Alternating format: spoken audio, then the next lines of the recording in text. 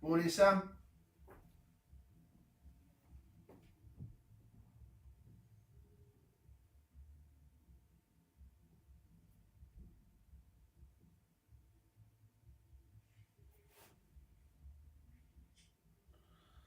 Okay, wait for a few more people to join in.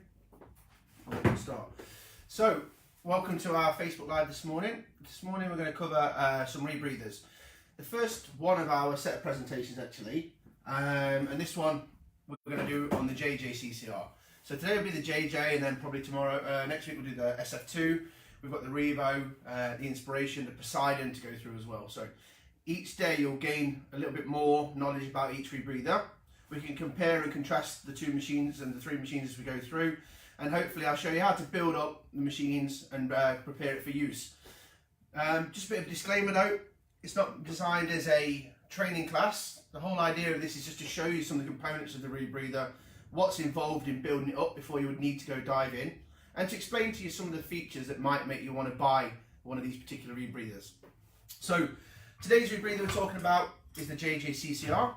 The JJ CCR basically is designed to be one of the toughest, most rugged rebreathers around, quite often called the 4x4 of the rebreather world. Basically, the design is keep it simple. So as we go through, I'll show you some of the parts that mean that this is designed in the most simplest way. The way that kind of translates is that there's very little to go wrong on the rebreather, and what is there is made in such a solid way that should it get accidentally damaged or knocked, then it's going to be in super good condition no matter what. So the JJ CCR, might have heard it called different things in the past, like the Inspiration GTI and stuff like that.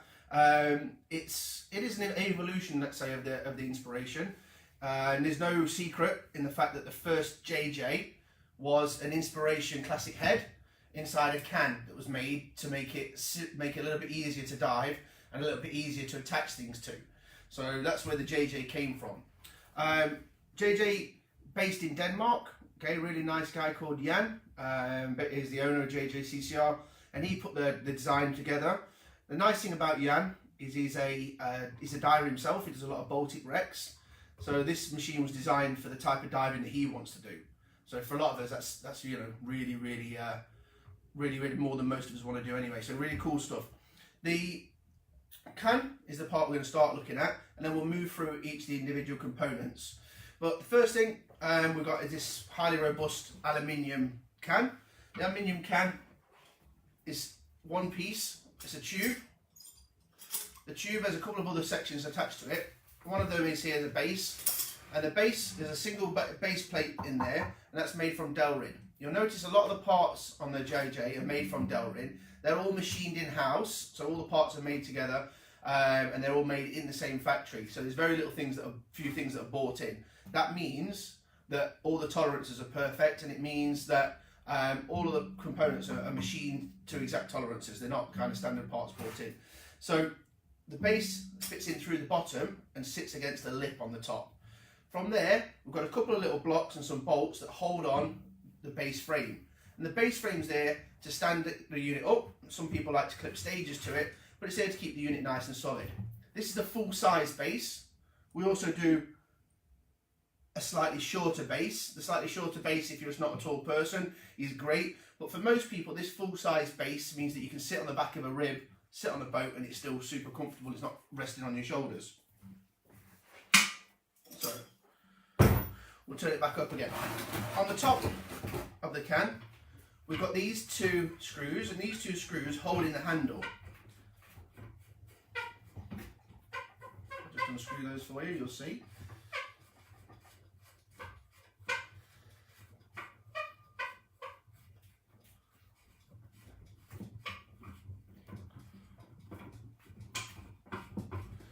Quite a few threads. Where one small piece of engineering would do, Jan likes to put two pieces of really tough engineering.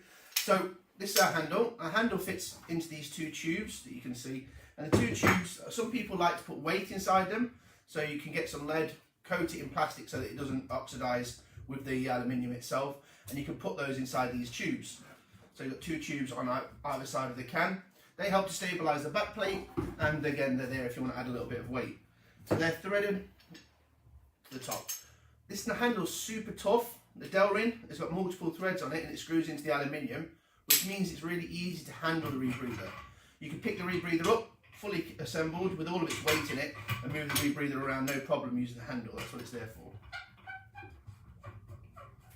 So, we'll attach the handle in place.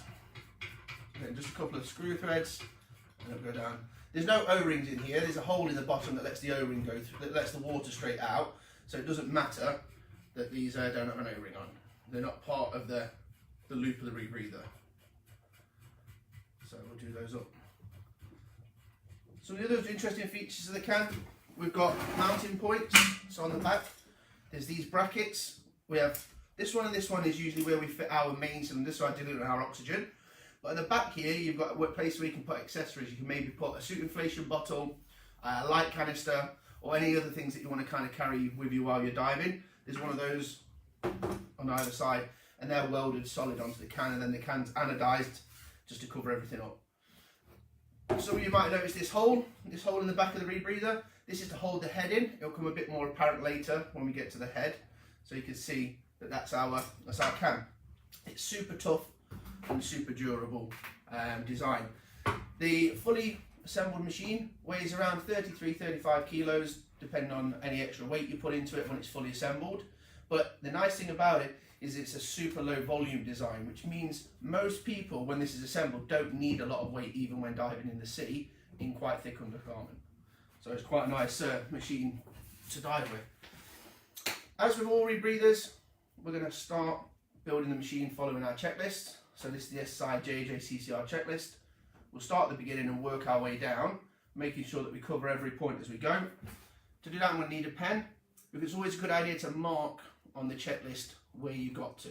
You don't want to ever be taken away from your checklist if you can help it, but should you lose position, you don't want to think, okay, I've done that step and move on. That kind of cause a little bit of a problem. So we'll start right at the beginning.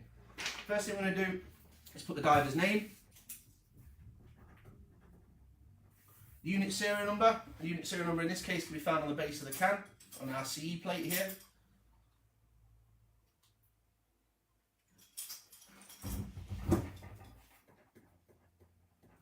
And today's date.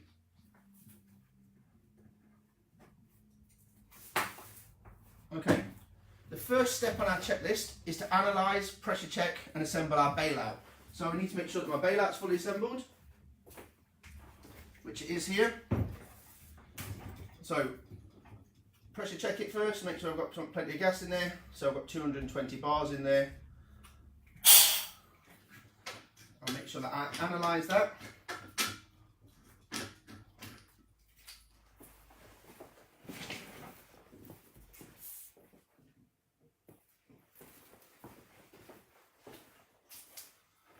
Okay, so we'll just analyse.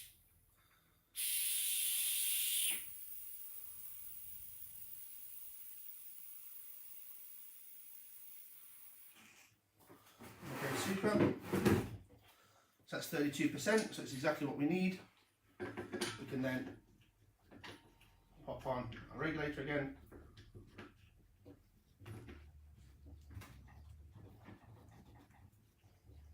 Okay, once our regulator's on, everything's in place, so we can make sure that our bailout is on. Good. And then back to one side.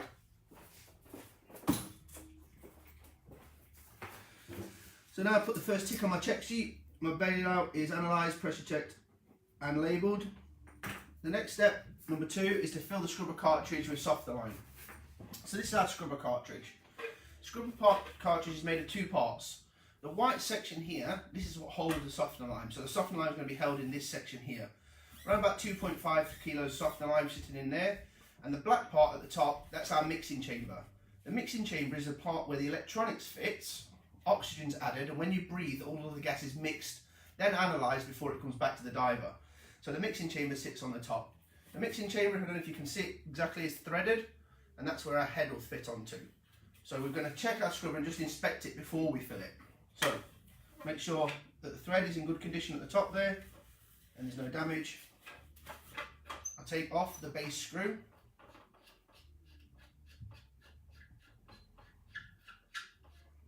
Nice important part with the base screw, just to make sure that you put it directly in your pocket or put it in your mouth, but don't put it on the side. The first time you do that on the boat will list, it'll disappear straight out on the scuppers and into the sea. But you can actually, if you want to, just use a M10 nut on here if you're really desperate, but we've got our proper Delrin nut, so we keep it in a safe place in our pocket. Right, so this is a base plate. The base plate has got springs on it, and the idea of this is it keeps the compression in the softener line. So when travelling, the softener line might vibrate and move a little bit, so to keep the pressure in, this spring will keep everything nice and compact and tight. There's 3 springs, and again, we just make sure it's all in good condition, nothing broken, nice and clean. In our scrubber, we've got a top scrim, and inside there we have a bottom scrim as well. These scrims are designed to stop dust and to prevent the small particles of softener line falling through the larger holes. Okay. We check, make sure our scrubber's nice and clean, ready to add the lime. Inside, you'll see there's a central pin. That central pin runs all the way up and allows us to compress and keep the softener lime together. I'm not actually going to fill this today. If you want to learn how to actually fill the canister, you need to do the course. Okay, so we won't go through the actual filling process today. We'll just show you that this is where the softener lime is held. It's held in this duration. The softener lime basically removes the CO2 from the rebreather.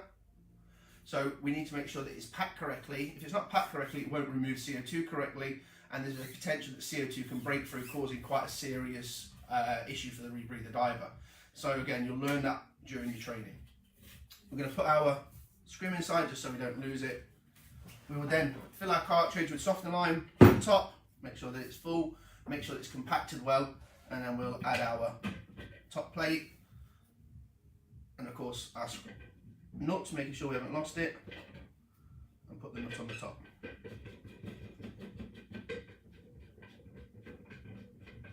Okay, good. So now we're going to pretend that this is full, ready to go diving with. Just one side. And I can make a tick on my sheet. The next step is to pressure check and analyse our cylinders that we're going to add to the rebreather. The rebreather has 2 cylinders, one of diluent and 1 cylinder of oxygen. Green valve and a black valve. Black valve is our diluent and the green valve is our oxygen. On these rebreathers, when you buy them as a CE certification, the oxygen will come with an M26 thread, whereas the diluent will come with a DIN G58 thread. So the 2 threads are different, and this means you can't get it wrong. Accidentally getting the gas on the wrong side means that the calibration will be out, and the machine either won't start or might cause oxygen problems while underwater. So we've got our 2 cylinders, and we're going to analyse them first.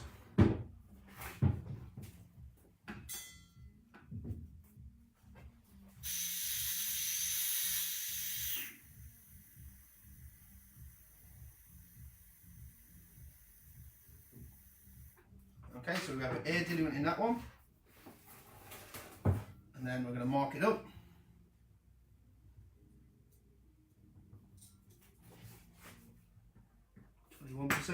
We'll pressure check it.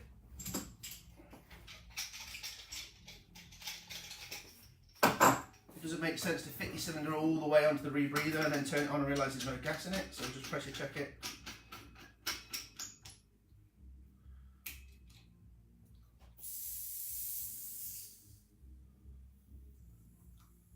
Okay, good. 180 bars there.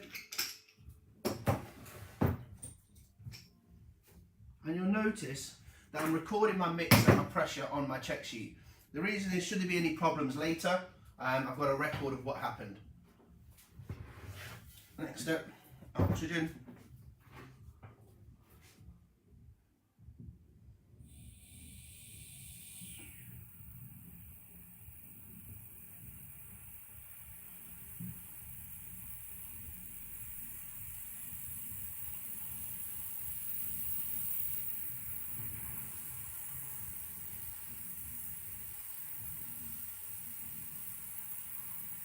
Wait a little bit longer as the calibration comes all, as the analysis comes all the way up to 100%. And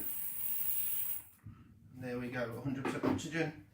Again, I'm going to mark that straight away on the machine, and then write it on our list. Pressure check it. Ready with pressure tester.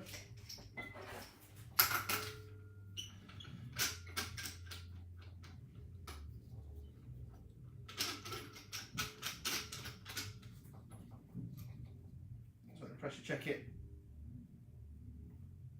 And 210 bars of oxygen in there. Just release that nice and slowly. Always remember when opening oxygen valves and when bleeding oxygen off to do it as slowly as you possibly can. There are some new valves coming out really soon that allow you to open it over the space of 2 minutes. Currently most oxygen valves don't allow that, but as slow as you possibly can is a really good idea. I'm going to pop those to the side, I'm going to write down there 210 bar in that one, and I can tick off number 3 on my check sheet. Okay, number 4 on my check sheet is to install both the oxygen and the diluent cylinders onto the unit in the correct position. So I'm going to turn it around so you guys can see what I'm doing. I'm going to fit my diluent first. My diluent is going to fit onto my left hand side, keeping in the analogy of lean left, rich right. So the lean gas, which is my oxygen 21%, is going to stay on my left hand side, and that's as I'm wearing the unit, so that's over this side the diluent's going to fit. So I'm going to slide it into the cam band.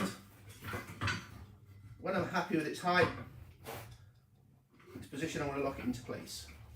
There's a few interesting things to think about. I've got a different height I can choose. The higher up I put my cylinder, the further up I move the weight, and that'll help adjust my trim slightly forward in the water. If I find that I'm slightly head heavy, I can move my cylinders down slightly, and that'll put a little bit more of the weight further down, and that'll allow me to then get a little bit of weight over the back part of my body and keep my feet down. So depending on where I put that. I've then got an orientation of the valve, how far I want it turned out and how far I want it turned in. Ideally, I want it out as far as possible to 90 degrees so that I can reach the valve should I want to turn it off. But I've got to make sure that it stays within profile of the machine and the frame. If I don't, that exposes the valve to being knocked.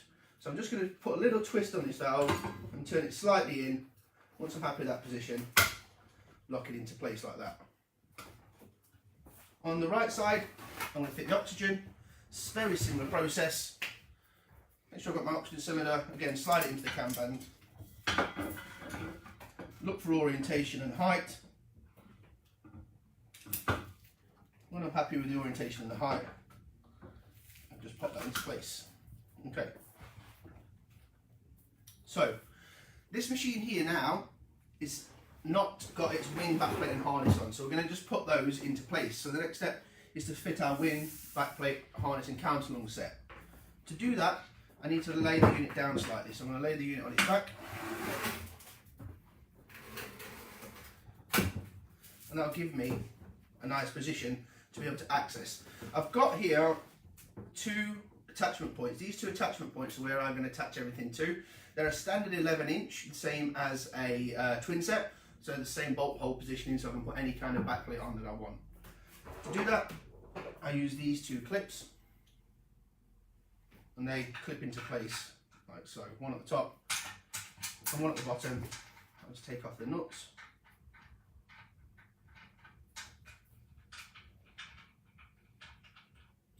Okay, and it gives me my bolt spacing. The first thing I'm going to do is I'm going to take a look and just show you guys through the regulators.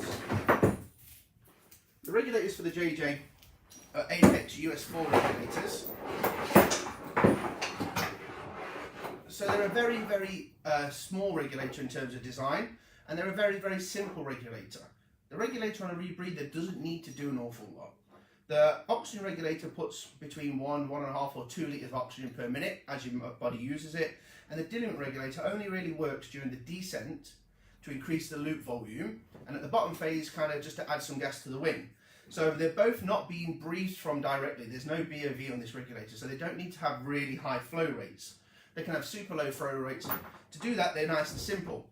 They're not environmentally sealed, which means the IP doesn't creep up as we go deeper. It just kind of keeps everything nice and simple. And the adjustment screw is right on the end here. Both regulators, both the oxygen and the diluent regulator, both have overpressurization valves on them. And that's because should my solenoid be off, or should my ADV be off, there's no way for gas to vent from the hoses during ascent. So to stop the hoses overpressurizing, we have overpressure valves on both first stages. Okay. Both first stages are DIN, both first stages kind of fit into the rebreather. If we look down the oxygen side first, The oxygen regulator has 3 hoses. The first oxygen hose here has got a standard regulator fitting on it.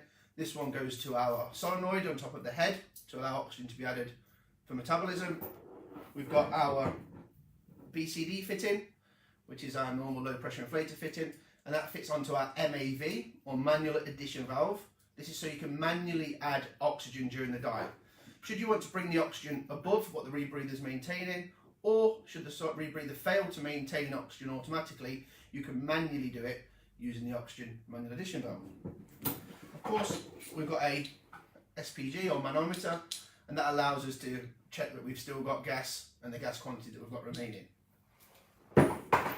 On our diluent side, we have exactly the same first stage.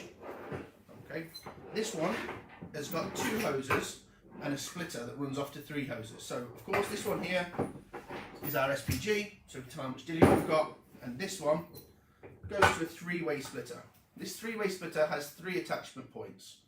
We have our first attachment point, which is the short one, and this is a regulator fitting, and this goes to our ADV. ADV stands for automatic diluent valve. Okay, automatic diluent valve is designed when you descend, the loop volume is going to decrease because of the ambient pressure increase. As the loop volume decreases, it's like breathing from a bag that's getting smaller and smaller and smaller. You're going to get to the point at which you're going to no longer be able to inhale.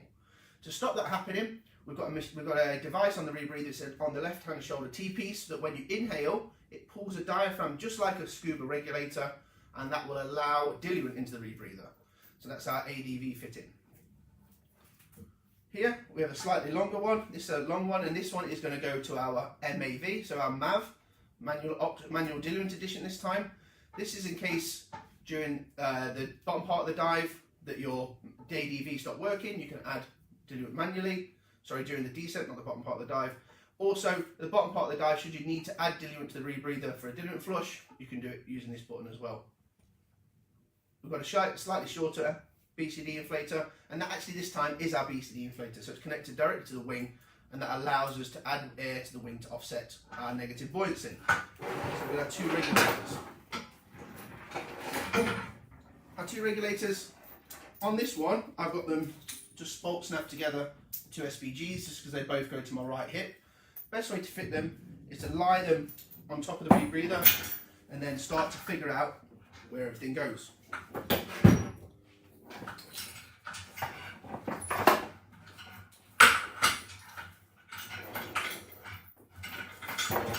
And take the diluent side and pass it up through the centre of the frame,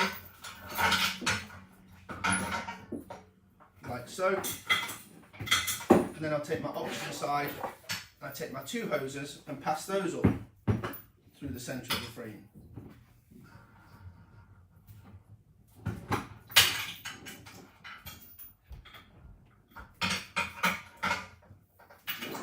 In this position here, I can start to now attach the first stages to the cylinders and make sure everything's in the right place.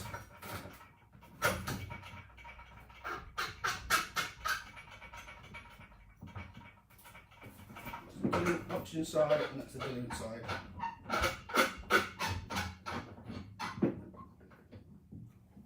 In place. Send up the oxygen, the right hand side of the unit, and the diluent is going to go up the left hand side of the unit.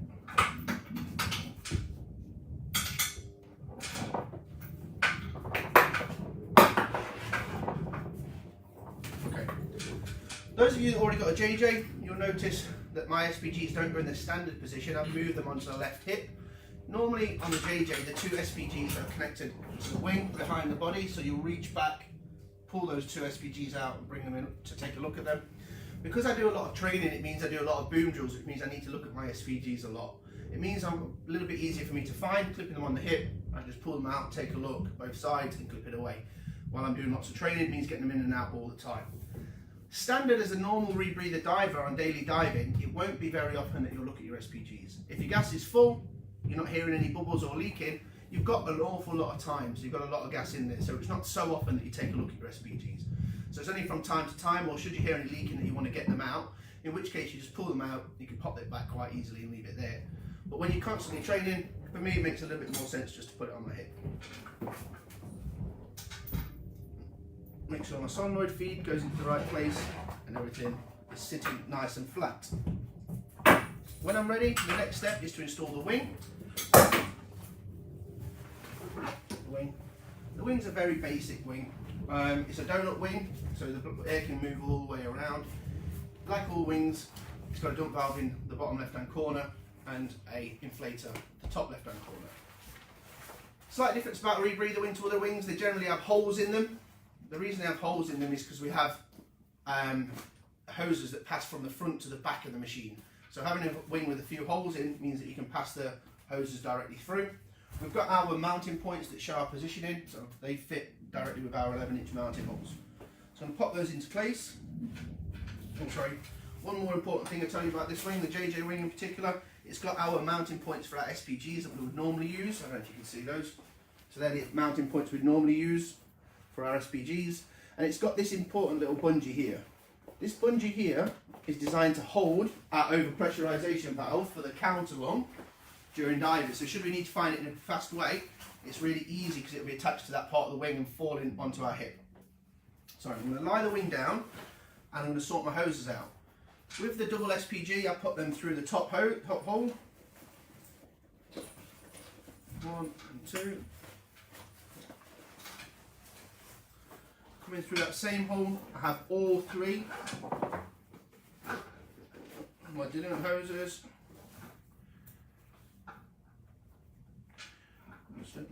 That one there.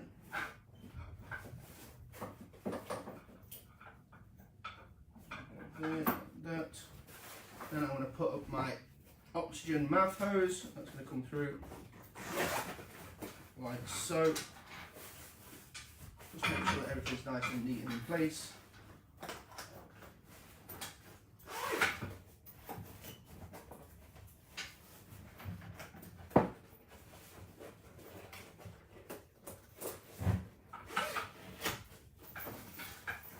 Everything's in place.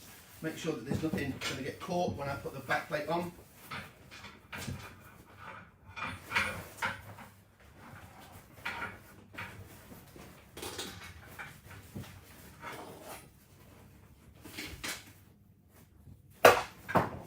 Okay, so that's all down. The next step is to fit the counter-lung set.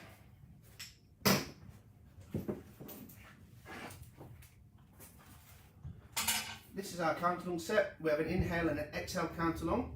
Your exhale counter-lung is going to be this side here with the overpressurization valve on it, and the inhale side is going to be this side here with the ADV built on it. So we have a left inhale and an exhale.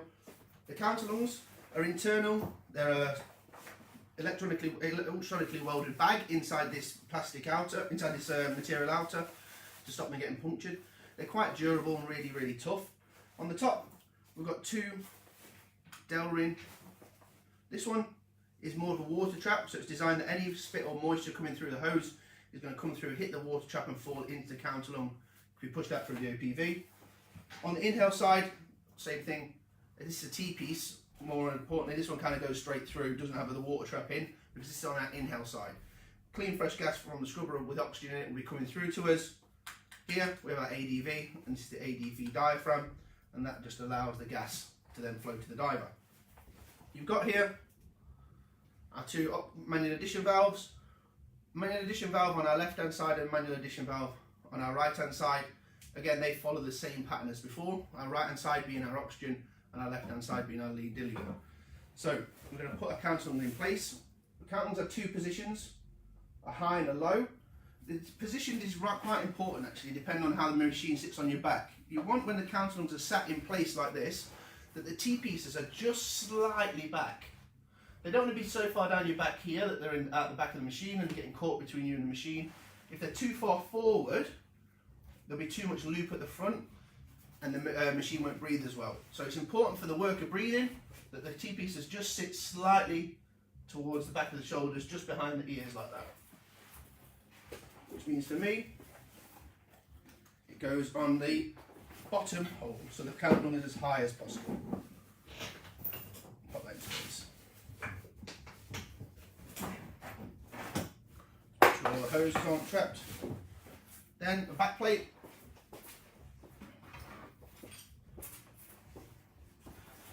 So this is a standard JJ back plate. It's a steel back plate with a harness on. There's been a few different designs of the harness over the years. This is the adjustable harness. I quite like the adjustable harness. It means when I change undersuit that I don't need to worry about having to reconfigure my harness to make sure that my rebreather fits correctly. Like we spoke about earlier, it's really important that your rebreather's in the right place. It affects the work of breathing into the rebreather, and it affects the how comfortable you're going to feel. So for me, I like to adjust it on the undersuit I've got rather than fiddling with a harness. There is a harness that's got a sliding mechanism on it. So I think Will's rebreather's got a sliding harness on it, but mine's got the adjustable harness on it. Nothing too particular about this harness. This is a webbing with some D-rings and some attachment points. I've got a bungee on the side to allow me to side mount my bailouts. Left hand side, I've got a suit inflator. Important thing to think about the suit inflator is I've got the Halcyon stepped off suit inflator, so it's a little bit longer than a standard one, and that means that my suit inflation being here underneath my left arm isn't actually impeding on the counter lung. Anytime you press on the counter lung, you're going to reduce the volume of air that's allowed to enter that counter lung, and that will negatively affect the rebreather. So if you can, make sure you get a suit inflation strap that's slightly longer, stepped away from the back plate, that allows that counter lung, that suit inflation bottle just to move out slightly. Just going to pop it into place. I'm quite standard, so I use the standard central holes. Make sure everything's aligned, and then I'm going to fit my two nuts. On the standard rebreather, these are just wing nuts. For me, I've got these fancy deep sea supply nut things, Delrin nuts, but you put on what you like. Just tighten those up. And I want these fairly tight. If these are too loose, sometimes when you're moving around with a rebreather, it can feel a little bit loose on your back and rattle around. So I'm just going to put those nice and tight on there. So what I've effectively done is I've created a sandwich. With my hoses at the back, I've placed my wing. Once I've placed the wing, I've put my counter lung set, and on top of my counter lung set, I've held it all together to the machine with the back plate, so it's all sandwiched together in place. You'll notice that the back plate doesn't actually affect the counter lung at all. The counter lungs are designed so that the two bags are stepped away from the centre so that they're not impeded by the counter lung. It's really important, especially if you want to change back plate, that you pick a back plate with the same V shape in it. If your back plate is more flat than this back plate, then it's going to impede into the counter lung, so it's not ideal. So if you can, stick with the standard plate. If you do need less weight, which some people do, it might be worth moving to an aluminium plate, but find one with the same profile so that you're not impeding your counter lung. Right. Stand the machine up and move to our next part. Our next part is just to tidy the rest of this up. So what we want to do is attach our counter lungs to our harness. The counter lungs have got Velcro on the back. The two Velcro go underneath the webbing for the harness. It's got this soft JJ pad on it. I don't put it underneath the soft JJ pad that's designed to be against your shoulder. This goes actually underneath. I find the easiest way is to put the male Velcro through, put it right into the corner of the female Velcro, and then lie them on the top. And that should fit into place, and then put this manual addition belt over the top. Same thing on the other side, under the Velcro. Place one through the harness. Place this one like so. And again, I can just lift it over the top. So it's starting to look a little bit more like a rebreather now. But we've got a whole bunch of hoses. We're not need to decide to tidy all the rest of these up. Decide what we're going to do with them. So I've got one here, and this is for my ADV.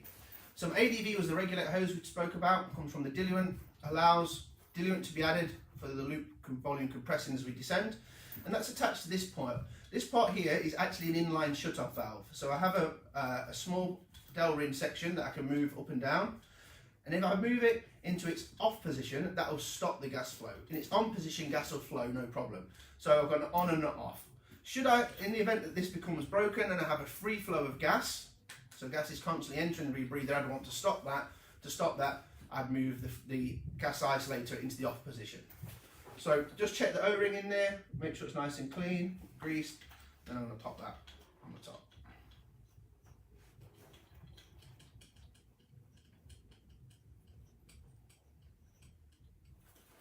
Okay. And now, got my manual addition valves. I've got one for oxygen and one for diluent, and I'm going to thread these underneath that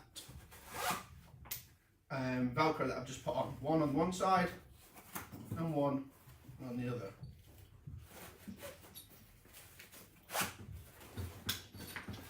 Take each one and connect it to the manual addition valve. So the manual addition valve on the JJ is quite nice. It's a really small kind of profile design. The button's on the end, and it's a needle valve. So the more you press, the more gas you're going to get. So it's not a needle valve actually. It's just it's a normal valve that just allows gas in. But the more you press it, the further the O-ring moves away, and so you can get more gas or less gas harder you press it. It's got a low pressure inflator fit in there, and it swivels around. That means you can swivel it around and plug in an off-board gas should you be given a cylinder from somebody else. Likely it is, it'll have a normal standard low pressure inflator fit in. You can connect it, and then you can manually add that gas. So should your onboard gases run out, off-board gas can be plugged in there. Both of these are the same. They both have the same swivel fit in, and all we're going to do is just connect those like so. One on that side and one on that side.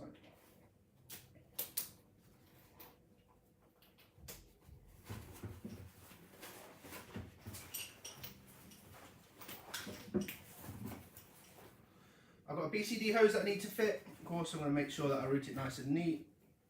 I've got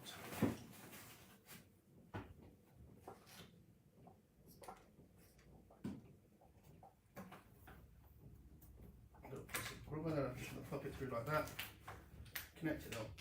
And then this, just to make sure I can find it, is going to be attached to a piece of bungee. It's just around the harness there. That will sit just on my side. SPGs, at this point, I can just clip them onto the harness at the side. Right, so I've managed to fit my back plate, my harness and my wing together now, and the machine starts to look a lot more like a rebreather. I can move on to our next step.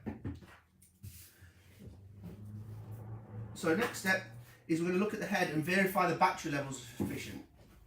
So we'll take the head and move the rebreather to one side for a moment.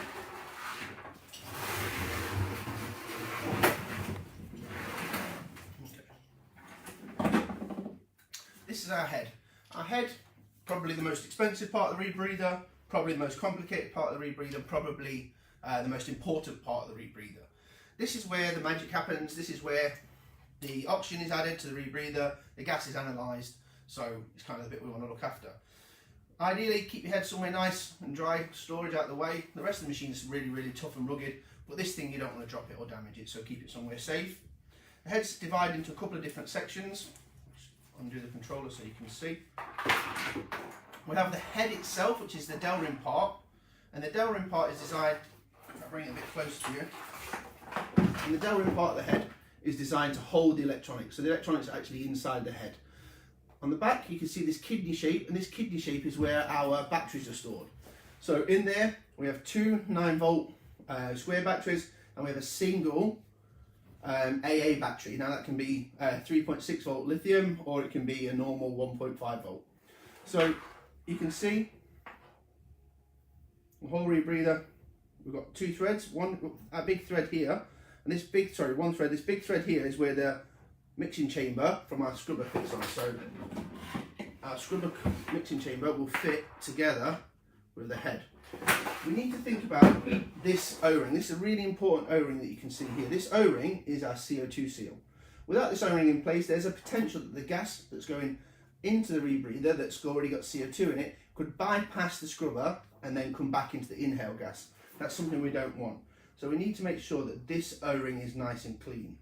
We've got two O-rings here, and these O-rings, although not vitally important to the CO2 function of the rebreather, these are vitally important to the watertight water tightness of the rebreather. So without these two in place, water can enter the rebreather. So we need to make sure again that these two are in good condition. So we've got one O-ring here and another O-ring here. We've got two hoses. We have an inhale and an exhale hose. The inhale hose, if you think about the gas pack of the rebreather, you're going to exhale through this side. the gas is going to come through, and if you can see, let's see which is the best angle for you guys, the gas is going to come out. It's going to come out this gap here. Out of this gap, at all sides. It's going to come out around the outside of the scrubber, up through the base of the scrubber, and into that mixing chamber, this area here. When it's here, these 3 oxygen cells, 1, 2 and 3, are going to analyse the gas.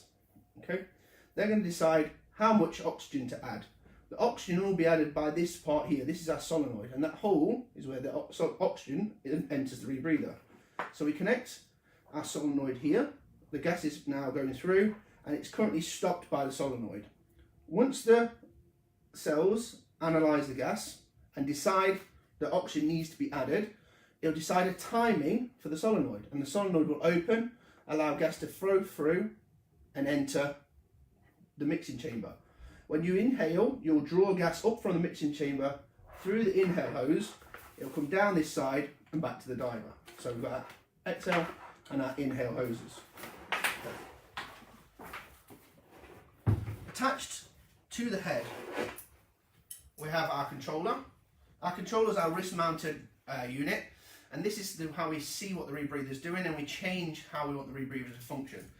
We press the 2 buttons on the side and it'll turn on. It's a Shearwater, and this one is a Shearwater Petrol 2, so it's a dive computer basically, standalone, but at this point it's got a cable connected to it that allows it to control the rebreather. That makes it a Shearwater Petrol 2 controller. When I look, I've got an 82-day service interval, which is really bad news for me actually, 82 days, but I can see the oxygen information from the rebreather, the gases that I'm using, and the depth I'm at, that kind of stuff. So this is where we tell the rebreather what level of oxygen we want it to run. I'm just going to turn that off for now. That's our handset. It can be worn left or right wrist, it's entirely up to you.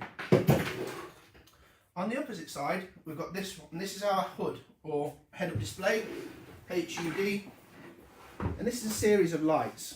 This is the Shearwater HUD, and it uses Smithers code to display the partial pressure of oxygen inside the rebreather using a light combination. So if I turn it on for you now, you see it go through its test phase and all of the lights that are on it. So we have reds, we have greens, we have yellows, and we have reds. So we've got a light combination. Depending on the colours of lights that flash, it'll indicate to you the amount of oxygen inside the rebreather. If we see green flashing, that'll tell us that we are 0.1 over 1. Okay, so if we see 3 green flashing lights, that will mean that we are 1.3. So our partial pressure inside our rebreather is 1.3. They're in columns. So we have cell 1, cell 2, and cell 3. So each individual cell can be seen independently. That allows me to check one cell against the other. So should one cell start to deviate, I can actually check it by monitoring which 2 cells seem correct to me. Doesn't really do anything else. The HUD is designed to be as simple as possible and only tell you PO2. You can't change the set point, you can't edit any of the functions of the rebreather, you can't get it automatically to do anything. It just monitors the rebreather, and it's a completely separate system to the system over here. So this controller side of our rebreather that controls the partial pressure of oxygen, that adds oxygen via the solenoid, this is all done through the controller, whereas the electronic HUD got its own battery, its own board, everything's completely separate. The only thing that it uses are the same cells. So we've got 2, let's say, independent monitoring systems. Generally, the controller will be running, it'll be adding oxygen, I'll be able to dive very, very kind of autonomously and easily. If this was to fail, so maybe the controller was to get cut, the battery was to die, something similar, I could then switch to the HUD. I would still have full understanding of what I'm breathing, what's inside the rebreather, but I would need to switch to manually adding oxygen to the rebreather to maintain my PO2. So HUD and handset, 2 independent devices to allow us to monitor our rebreather. This also allows us to control our rebreather, and this does not. So we need to verify the battery levels are sufficient.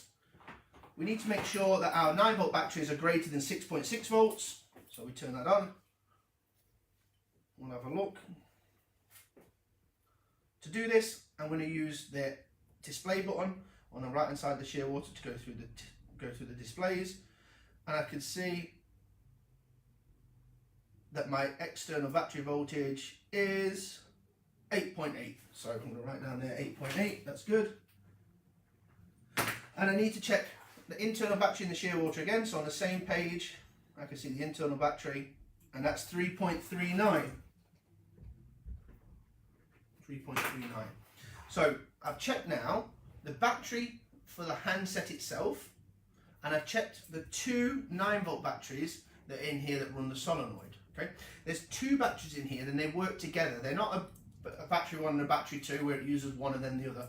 They use both batteries together at the same time, so both batteries will degrade, and it will give me 1 voltage output.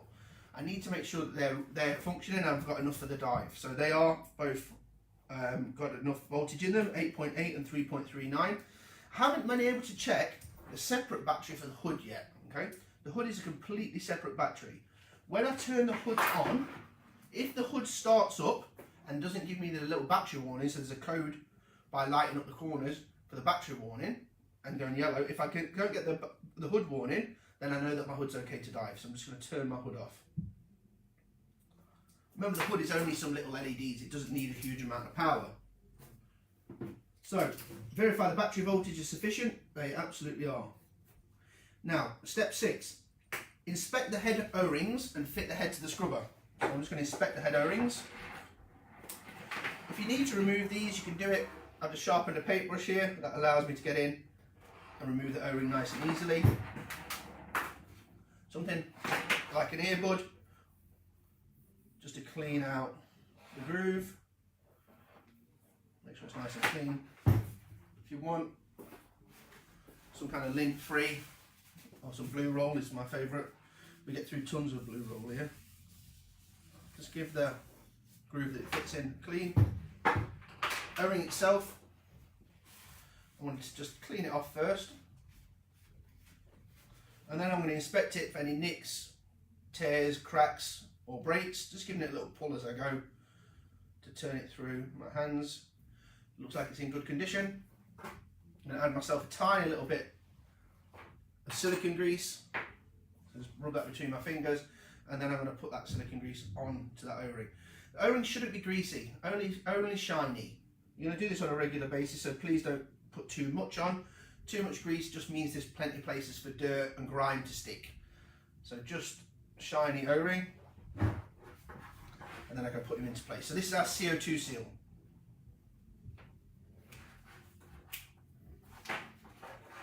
Now we've got our two watertight seals. They're at the top there. Again, just use a little pick to lift those out. One. There's two of those, and these two O-rings, if they need cleaning and greasing, are exactly the same size, so you don't need to worry. Generally, when I take an O-ring out, I take them out one at a time, clean it, replace it, clean it, replace it. Last thing you want to do is end up with a pile of O-rings on the desk, no idea where they came from.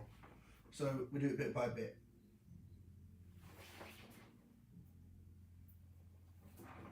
So somebody's just asked, is it safe to rely on batteries when you're underwater? What would happen if a battery connection failed and went flat while underwater? So, depending on what happened, which one failed, so if my battery in my controller failed, inside the handset itself, the machine would automatically default to a low set point. So it would manually keep my oxygen up enough to keep me alive. It wouldn't be as high as I'd like, so I'd like to manually bring it up, and I could tell what that would be using my hood. If my hood was to die, it wouldn't be much of a problem at all, because I would still have my handset and my machine would still be running completely normally. So having both systems fail underwater wouldn't be ideal, and that's why we carry our bailout. So if both systems failed completely and we lost two batteries at exactly the same time, we would need to switch to our bailout, okay, and go off the rebreather. However, if only one of the batteries failed, then absolutely we can continue to dive with the rebreather and continue to make our ascent while getting out of there. So yeah, we absolutely can. So how does the nerd connect instead of the hood? If you follow my handset and you follow my hood connector, they're both connected to the head using subcon connectors. So these are a subcon connector that's here, and there's a subcon connector that's here. These are two wet connectors. There's two Torx screws on each one. If you remove the two Torx screws, you can just unplug that cable. You can then replace it with a shearwater nerd, you can replace it with another controller, or if you damaged your hood or your handset, you can just replace those. Interesting to note, on the shear water you can add a nerd. Nerd stands for near eye display, I believe, redundant display or something. So basically it's a little version of this screen that's actually head up. So rather than having just the lights, you can actually have all of the information head up. You can only put that really on the hood side, because the nerd for the JJ is not a controller. For some of the rebreathers, the nerd can work as a controller, but in this rebreather, the nerd can't. The nerd must be a backup monitoring system only, which means you're paying about quite a lot of money, about 1,800 quid, to do exactly the same thing that this does. The nice thing about this is the Smithers code, eventually you don't see it anymore. So while it's in its normal state, your body's very good at blocking out these 3 green flashes. So there's just 3 green flashes happening in the corner of your eye and you don't notice them. Eventually, you're diving around, maybe something goes wrong and one of the cells starts to deviate. So you'll get 3 green flashes on 2 of the cells, and one might flash 5 times, or it might flash red. And your body will pick that up immediately, so it stands out. So generally, this having sitting in front of your face, you don't notice it. Whereas something like a nerd is quite a bit bigger, so could get in your way. My normal preference is to stay with the machine in its standard guise as much as possible. So I'm going to remove any debris or dirt that's inside these 2 O-ring grooves. They're quite clean today. You will notice when you clean an O-ring groove on a rebreather that you get kind of black. The black comes from the O-ring itself, so don't think that your machine is getting really, really dirty. Although this machine did not too long ago go in a really dirty cave, a dirty mine in Wales. Next step, I'm going to clean the O-ring, make sure the O-ring's nice and clean, 1 and 2.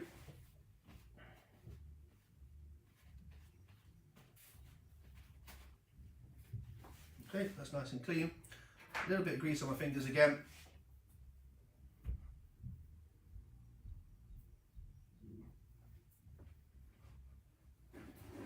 Pop the first one in place.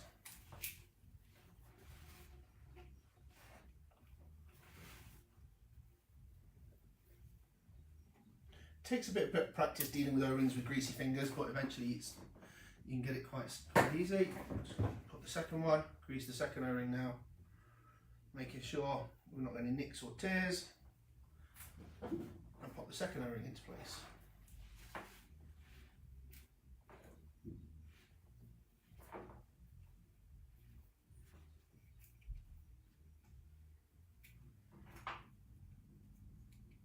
Just got caught there.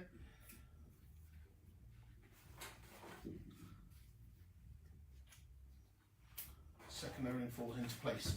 So I've got my 2 sealing face O-rings that stop water entering the rebreather, and I've got my CO2 sealing face O-ring here. What next I need to do is attach the scrubber, which would be full of softening lime, with the mixing chamber to the head. To do that, I put both facing each other, I rotate them in the wrong direction, and then eventually I turn them clockwise so that they screw together. They screw together and become one part now. So I've got my head attached to my scrubber tube, okay, with the base plate on the bottom there.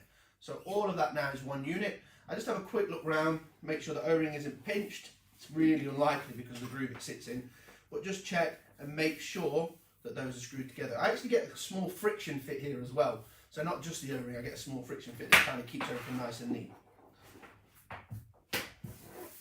Okay, we can tick off inspect the head O-ring and fit to the scrubber canister. Next step, install the scrubber canister into the housing, aligning the button with the hole. Depress the button until it clicks. So I'm going to move a few things so you guys can see.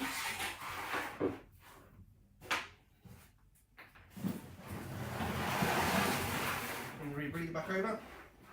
Okay.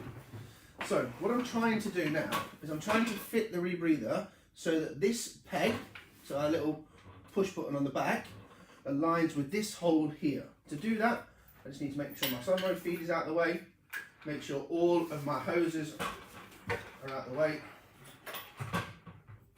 and basically, as you can see, we're supplied with quite a nice handle on the back of the head. That means we don't need to pick it up by any of the cables. I'm going to put it down and I'll just align it nice and gently. When I'm happy that this is over, the hole, I can just gently press the button and it will fall down into place, and it's aligned inside like that. When I'm ready, I'm going to put a little bit of weight on the top of here. It's going to push down and you're going to hear a click as the button drops into that hole and then pops back out again. So there's our click. And we can see that our button's fitted securely into place. This means that our spring on the base is compressed now, forcing the softener line together, keeping everything nice and tight. The head O-rings are now sealed against the can, so there's going to be no water entry through the top, and it's all one single unit. So the back of the unit is now assembled. Okay, of course, make sure I tick it off on my checklist. Step number 8, connect the rear breathing hoses to the T-piece and ADV. Let's have a quick tidy up. And I'll spin the unit round for you. So these are the rear breathing hoses, and I'm going to connect them to the T-piece on this side and the ADV on this side. Just while I'm doing that, I'm going to inspect the inside. I've got 2 O-rings inside each hose. I'm just going to take a look inside, make sure that those are nice and clean and they're well lubricated. Yep, so 2 O-rings there, clean, and well, just a little bit of hair on that one. So I'm just going to lift that hair out. Clearly that's not mine, it's probably Will's. Will needs a haircut at the moment, I don't know if you noticed.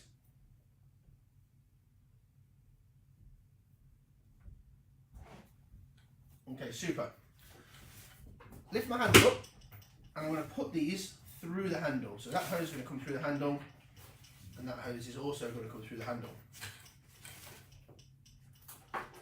What I want to do, I'm going to take my T-piece, hold it in the right place, and each of these threads is slightly different. So this is a left-hand thread and that's a right-hand thread, and that means that I can't mix my hoses up. I'm going to lift it up. I'm going to start by screwing gently. Now, this is Delrin and this is Delrin, so they're really, really tough fittings, but you need to make sure that you're not trapping that O-ring and making that O-ring kind of come out of its groove. So just go nice and gently to start with. So just 2 fingers, and eventually you'll feel it get a little bit tighter. And that's when the 2 O-rings hit where they're going to sit. So once it's there, just go a little bit harder, just then we're back to 2 fingers again, and it should go all the way in. I'm not tightening this with my hand. Remember, this is on an O-ring, so it doesn't really matter if this is ever so slightly loose. It's just so it can't pull out again. So I'm just going to take it and leave it on the stop. If I over tighten it, going in the water, heating and cooling the rebreather means that that's going to get tighter and tighter. And when I come to get it off, I won't be able to get it off. So just make sure it's on the stop. The same thing on this side. Bring it up and see this thread's the opposite hand. Bring it in, tighten it, goes tight, give it a little bit of power, and then it should just be finger tight again. There we go, all the way to the end. So that's our rear breathing hoses fitted to the ADV and the T-piece. Okay, the next step is while holding the solenoid away from the eyes, hold the solenoid hose away from the eyes, briefly open and close the oxygen valve to blow any debris from the oxygen fitting. So this is our solenoid hose. It comes and feeds pure oxygen into the top of the electronic head. The electronic head, I don't know if you can see, the fitting right here. This fitting inside has a small mesh that stops any particles entering. But inside the solenoid is a very, very small orifice that allows the gas to flow. If that was to get blocked, I could potentially be in a situation where my machine isn't adding oxygen, or it could block the valve in the open position, which means oxygen's flowing when I don't want it to. So really I want to try and keep that in tip-top condition. The solenoid, because it's magnetic, means that it's going to have some iron in it, and then obviously adding any water to that isn't ideal either, because it means that we're going to have a small issue with rust. So I'm going to try and blow any moisture out this hose. I'm going to just point it away from my eyes, just briefly open the oxygen valve slowly.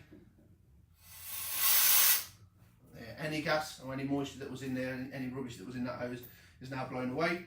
Quickly look in the top, the solenoid fit in and make sure that's clean as well. That step's done.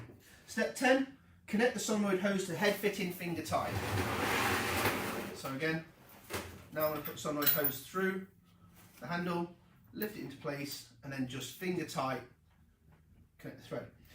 When you're assembling this rebreather, you should need almost no tools. If you need tools to assemble the rebreather, then it's a service centre item really. It should always be just your hands, a little bit of grease, maybe an O-ring pick as the absolute maximum to assemble this rebreather. It means it can be done anywhere, at any time. Okay, so that's now fitted.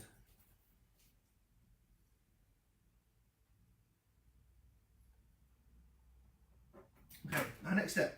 Verify the correct operation of the non-return valves in the mouthpiece. So, this is our loop. The rebreather.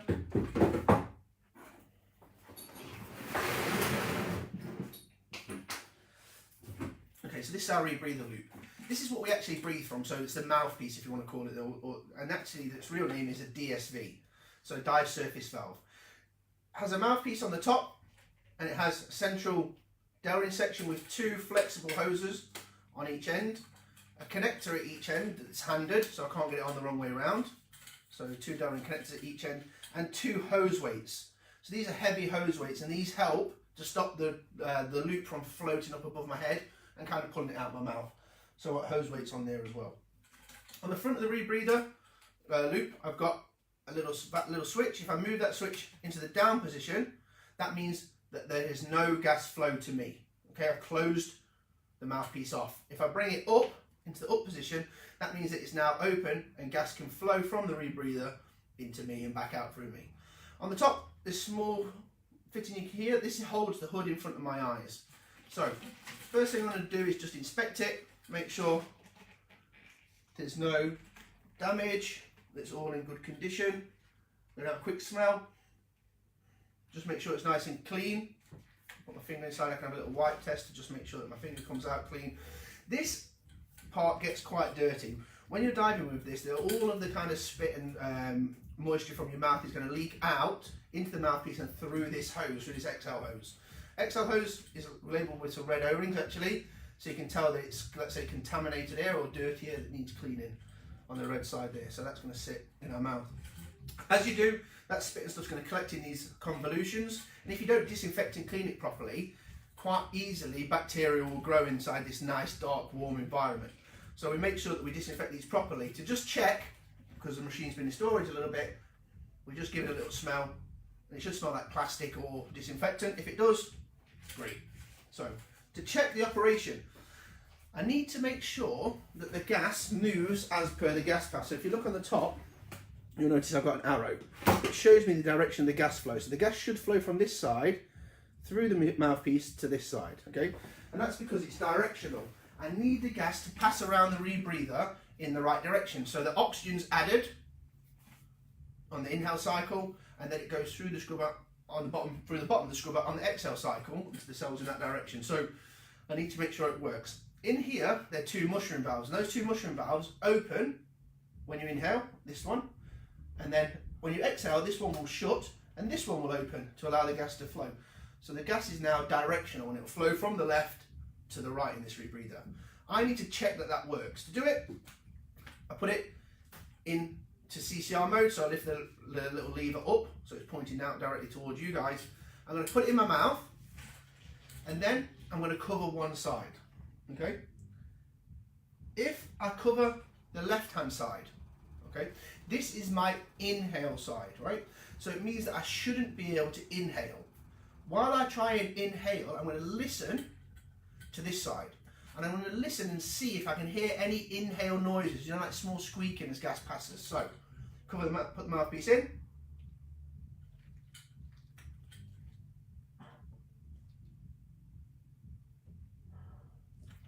So I can exhale, which is what I expect, and I cannot inhale, so that's perfect. And now the repeat for the other mushroom valve. This time, I'm going to put this side tight against my cheek so no gas can escape, and I'm going to listen carefully to this side. Again, I'm not blocking it, I'm just listening to make sure now that I can inhale, but not exhale.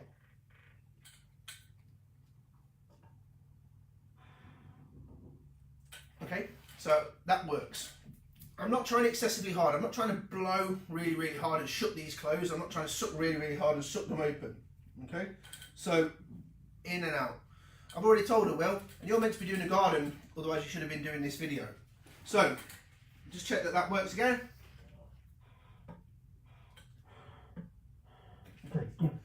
Super. So that works. Try to get in the habit, whenever you take this out of your mouth, we make sure that we close the loop.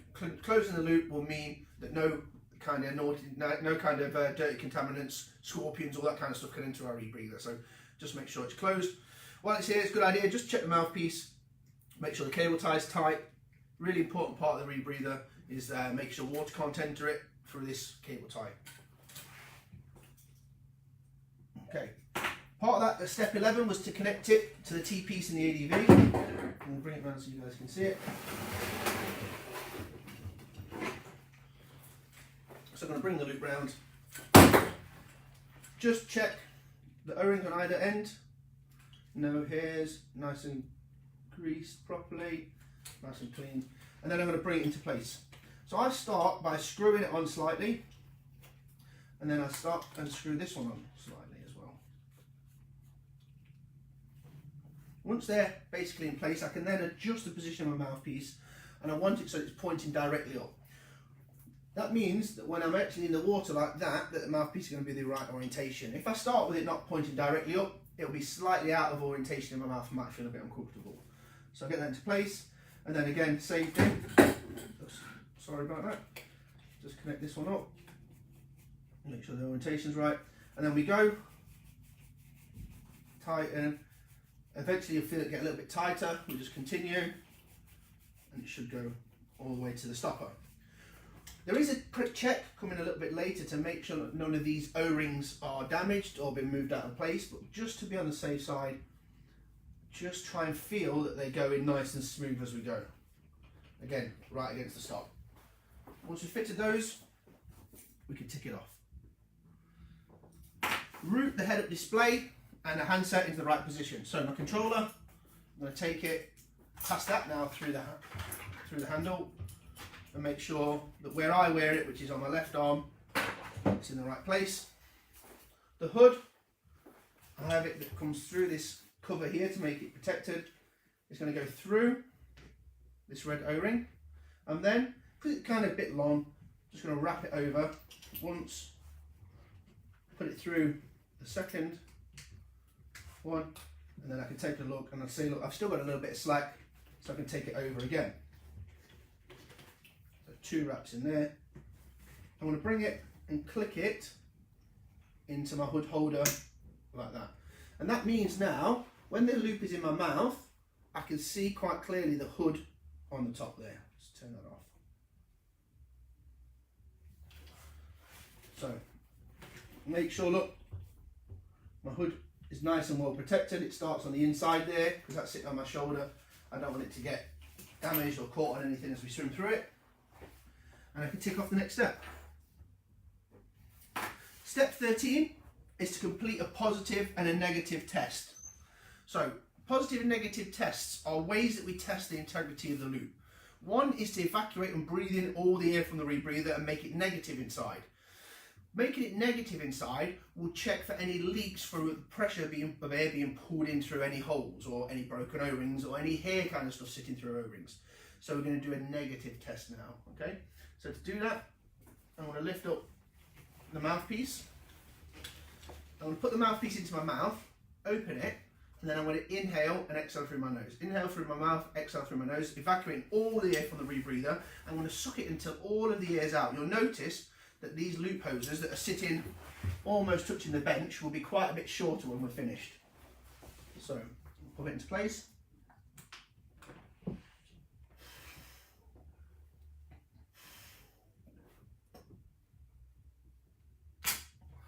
And then I close it to keep that vacuum in there. And you can see now the difference in the distance that the loop's been sucked in. I can check and make sure that my ADV diaphragm is now sucked in. And I'm going to leave this test for at least 1 minute. Okay, I want to make sure that the integrity of my machine is good. So at least 1 minute is a good start. And I want to make sure that the counterlung bags are still collapsed. Make sure that my ADV diaphragm is still in, and make sure that that loop that we've managed to compress up stays compressed up.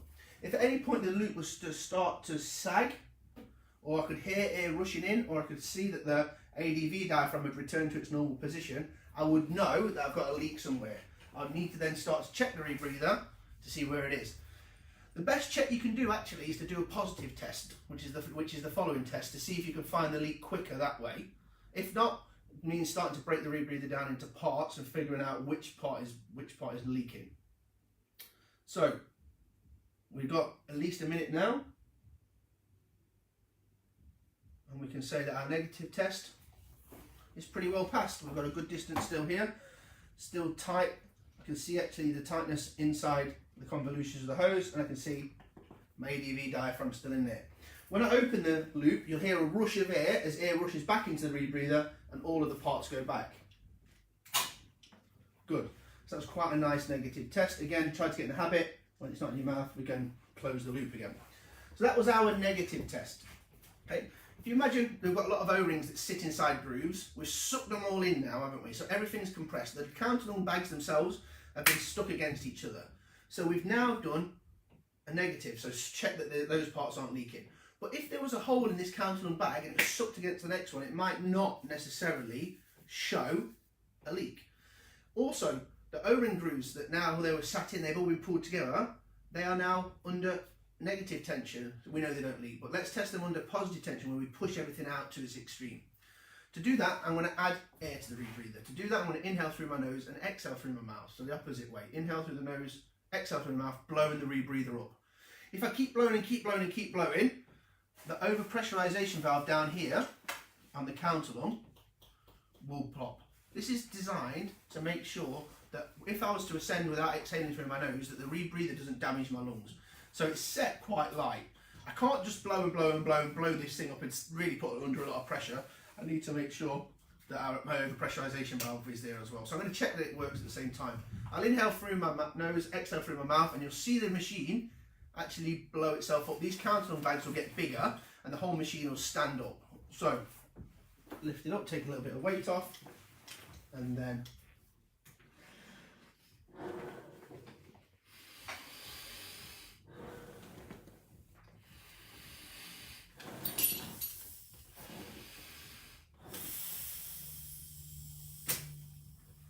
so you could hear on my full exhale there, the counter-lung just blowing off. And if I turn the machine to the side, you'll probably see that these bags now, there's quite a lot of tension in them. This is my exhale counter-lung, and this is my inhale counter-lung. Quite a lot of tension in there. If there was to be a leak in the rebreather, so you'll see what would happen if I put a slight leak in the rebreather. You can see the machine starts to sag and fall down. And that would indicate to me that I've got a leak somewhere. So we'll go ahead and we'll just do that again.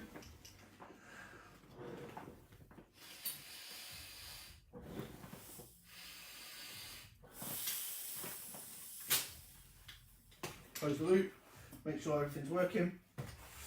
And I want to leave this for a minute. So this is our 1 minute positive test. So we've blown the rebreather up now. Feel that tension, look, make sure there isn't anything sagging. Listen, your ears are a really good part of this. Try and do this in a place that's a little bit quieter. If you can hear a leak, it's very easy then to kind of move your head around and identify where that leak's coming from. We're quite lucky actually, there's no leaks in this rebreather, which is surprising for me. Usually my rebreather takes quite a bit of a beating. But no leaks, which is good. It shows the strength and integrity of this machine. When I'm happy that that's passed, I'll then open the loop, the machine will settle back down again, and I can just remember to close, make sure nothing enters the rebreather. Right, complete a positive negative test for at least 1 minute, and we've done that. The next step is to open both cylinder valves. So I'm going to open my diluent and open my oxygen.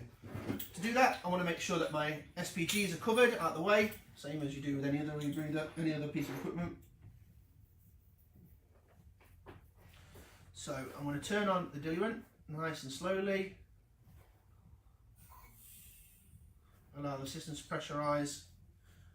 Once it's open, I can open the valve a little bit faster. Just check my manometer's working, it is. Same thing on the oxygen side. Now, the new rules about oxygen are that we should open them as slow as possible, up to kind of 2 minutes to open our oxygen. As the oxygen expands through the pipework and expands through the first stage, there's been a little bit of a few risks of fire in the past. So we want to make sure that we reduce that as much as possible, stop this heating as the gas expands and causes frictional heating as it moves through the parts. Nice and slowly as much as you can. So what I'm going to do, cover the SPG again. Okay, and here I'm going to bring the oxygen valve to where the gas is about to flow. And at that point, really start to move slowly. I can actually hear now a small hissing of the oxygen as it goes in. A little bit further, and then we wait. Okay, I can see the needles move to 10 bar. Let it slowly sit there. A little bit more on the valve. My needles move to now 50 bar. Let it come up a little bit slower again. We're now at 110 bar. A little bit slower. A little bit. There we go. 160 bar. Keep going. Okay, great. And now we're at a full pressure 200 bar. You can open the valve. Okay, a couple of questions. Let's answer a few of your questions. In fact, before I do that, make sure I tick that checklist off. Don't get caught out. Okay, a couple of questions. Can the counter overpressure value setting be changed? Not really. So the spring is set by the manufacturer. It's a very, very light spring. As long as you don't take it apart and change it for another spring, pull and kind of damage on that spring, then it's really unlikely. Usually with springs over time, they get softer, not harder. So it's going to get easier and easier and easier. When it goes in for its annual service, hopefully the service centre will notice that it's not holding the normal amount of pressure and change it for you. There is the chance that you could fit the overpressurization valve from the wing to the counterlung because they're the same size, but that's why we recommend only ever taking one thing off at a time and then putting it together. Okay, so that's your answer, Ku. Sam, silly shortcuts that you've seen divers taking with this specific unit. So some of the shortcuts people don't usually check are things like making sure that the O-rings are well greased and clean and not damaged. They'll put it together and then they'll have a lot of problems saying, well, I've got a small leak from somewhere, and realise that half the dog is caught in one of the hoses. That's not ideal. Other silly practices, not filling the scrubber at all. You know, I can also put my hand up and say that in the past I've done that by mistake. Not packing the scrubber correctly, rushing while you pack the scrubber, that's a bad idea. Not analysing your gases is a really big thing that people do. People assume, when I took it to my dive centre, they filled it with oxygen, it's got oxygen in it. So analysis of gas, marking the gases, again, is a really bad one. Realising that, you know, you had your cylinder with 1070 in it last week and today it's got oxygen air in it, but you're going to do a 100 metre dive. Those kind of things are really, really important to go through. But generally the machine's quite bulletproof. If you go through the checking procedure, which we're starting now with the positive and negatives and the calibration, all that kind of stuff, if it passes all of that, it means that most of the rebreather is assembled. The one thing that can catch you out though is this scrubber. It's very difficult on the surface to know if the scrubber's working properly or not within a small period of time. So the scrubber itself, you need to make sure that you've done a good job of packing it, filling it, and making sure that you've got time remaining on it if it's a pre-used one. Okay. Is this done at before every dive or just at the start of every day? So this is our pre-build sequence. So we've got two parts to our checklist, Sean. This is our build sequence. And then on this part of the checklist we have our pre-dive sequence. So pre-dive you will do this check, of which there are 12 steps. When you want to strip your rebreather at night and then it'll eventually build it the following day, you're going to follow this checklist, which is 27. Now, I took apart the counterlung harness wing regulators. You wouldn't normally do that, okay? I did that just to show you. You can take, let's say, 20 minutes off, just for the sake that we've disassembled the entire rebreather. You wouldn't normally do that. When you've got it at home, you just take your cylinders off, take your head and electronics out, take the front of the loop off, and then that's it. So it would be a much smoother process during the build-up if you were to do this for yourself. Well, I think that's all the questions for now. The next step, I've just opened the cylinder valves. I'm going to close all the cylinder valves. What I'm going to do here is I'm going to do something called a high pressure leak check. So make sure my valves are fully open and then close them completely.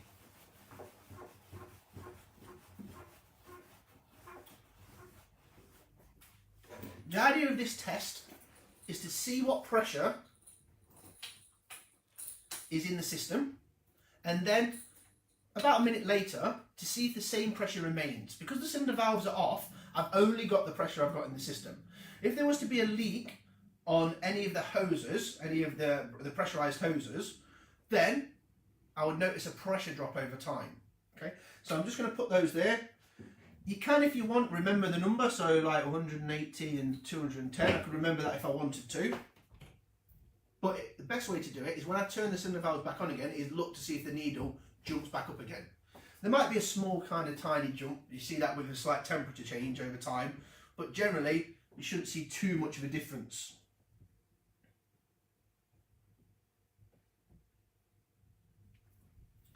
Okay, so a couple of more questions we've got here. Do you have to disinfect and antibacterial the loop? Yeah. So the front of the loop, the counter lungs want disinfecting after every series of diving. So if you're doing 2 dives and you're out on the boat for the day, there's no disinfectant at night, that's not the end of the world, you just wash it with fresh water. But at the end of that, say that weekend, you bring your machine home, you disinfect your counter lungs and let them dry fully so that they're ready to go again. The checklist we're using, so this checklist is produced by the agency, so this is SSI, Scuba Schools International, JJ checklist, but it's based on and approved by the manufacturer. Now, the thing with checklists, checklists are a really important part of what we do to make sure that we do the machine process properly.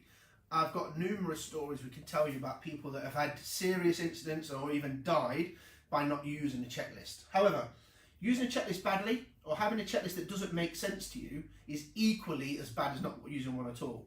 So what I suggest to my students is that they use this checklist and start to get familiar with it, but if they need to make notes of the checklist on top so that they understand it.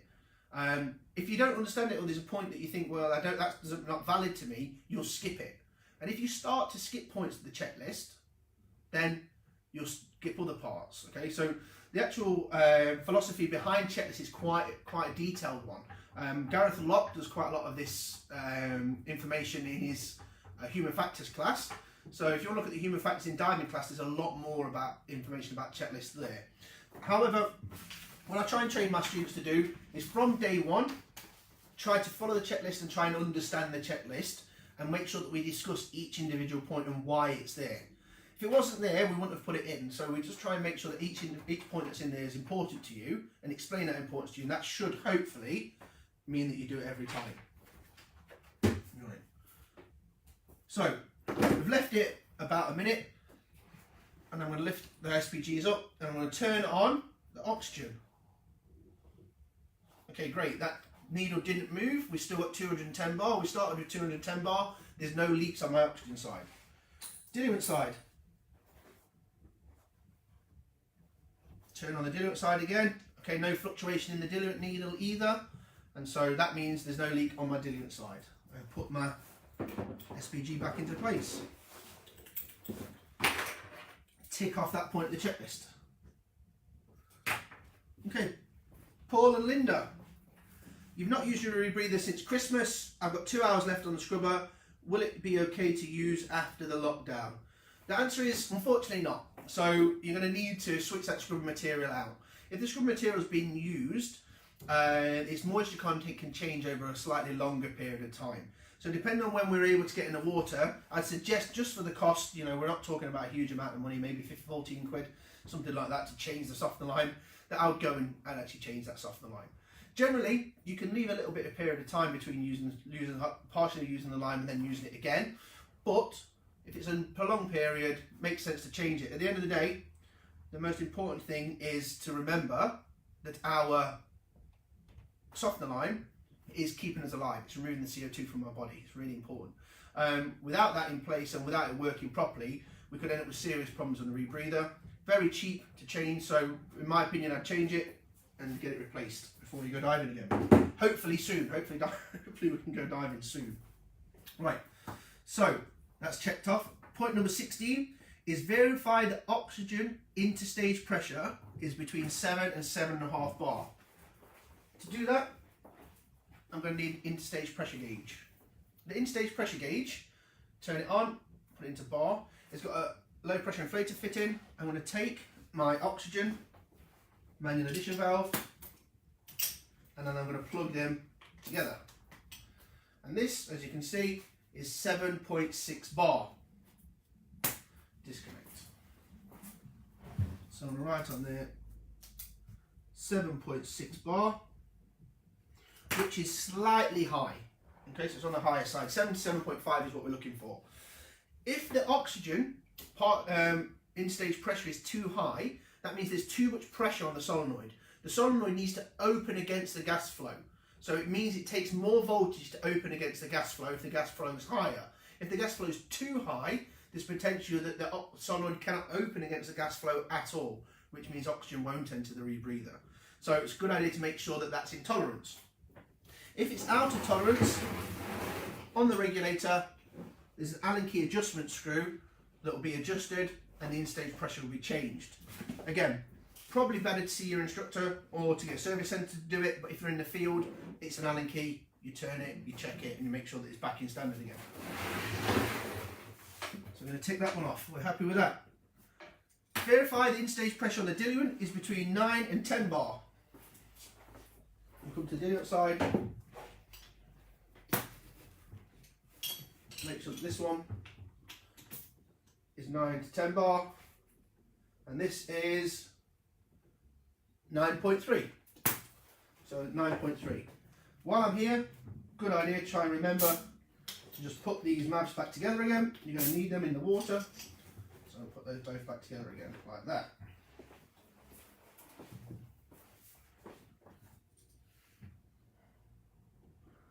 And that was 9.3.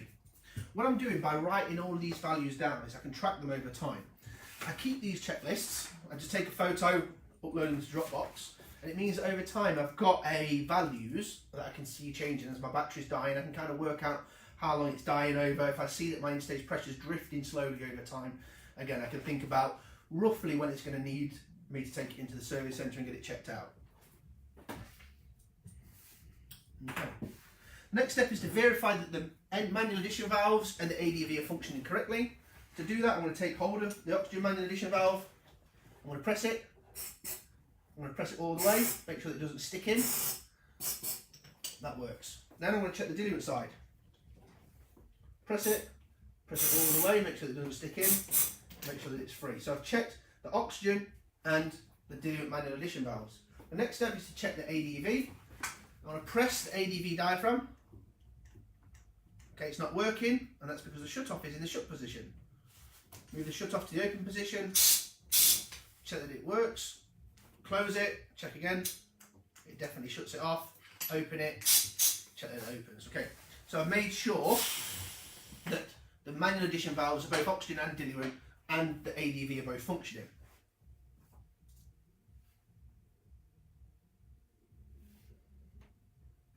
Okay, 2 questions again. Further question about old softener lime. The JJ is a sealed unit, right? So no different to sealed tub of softener lime. Assuming you've not breathed the scrubber, can you preload it with a scrubber material? Yes.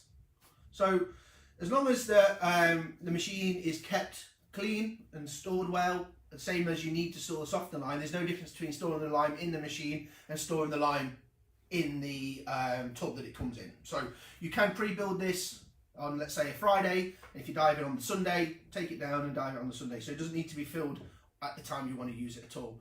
The difference is when the line's pre-used. When the line's pre-used, you're adding moisture content. So it makes sense to then strip the rebreather and stop making sure the cells and everything are out that moisture. Then what do you do with the scrubber? You've got to keep the scrubber moisture the same. The chemical reaction is based on the amount of moisture that's in there to allow that reaction to work properly. So if we change the moisture content by either drying it out too much or making it too wet, we can change the way that the softener lime works. So we're going to try and keep that as close as possible. And like I said, the best way is if you're unsure, just change it. You know, we're not talking about a huge amount of money when you look at the value of the rebreather itself or even the value of your own life.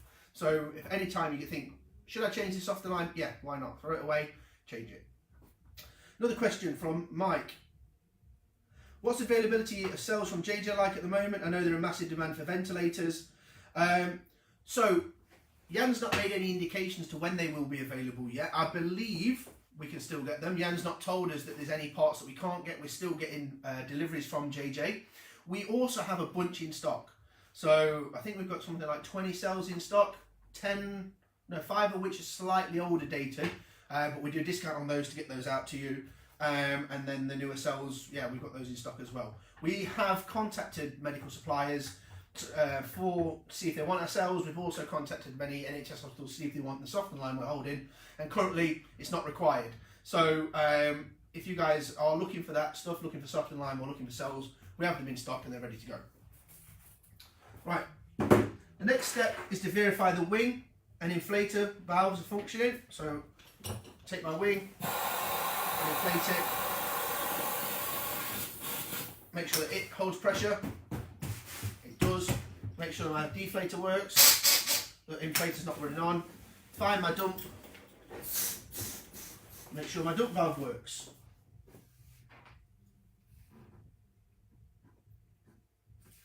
Next step is to verify the dive surface valve is functioning correctly. So I'll come around, I just make sure that the DSV is moving forward and backwards. There's no grinding in there. Sometimes you get sand and stuff stuck in here. So we just make sure that it feels nice and smooth, nice and easy to operate. Everything's clear and clean. One final check on the mouthpiece. Now I've done all my checks, make sure that it's in good condition, and then close that mouthpiece. Now I want to verify the overpressure valve on the lung is working. Just be on the safe side, I'm going to come to the side, turn the counter lung over. You can see now my lung overpressure valve. I've got this really quite long hot string on it. Give it a pull, make sure, and if you look through the hole you can actually see that it's moving backwards and forwards and then seating into place. We already checked for our positive check that it seals, so we just need to make sure that it's able to open if we want it to. One of the skills that I do while I'm underwater, if I want to reduce the amount of oxygen in the rebreather, I can do something called a diluent, or bring up the oxygen in the rebreather. I can do a diluent flush, and that's to add diluent while releasing the gas that's in the rebreather. To do that, I will pull on this.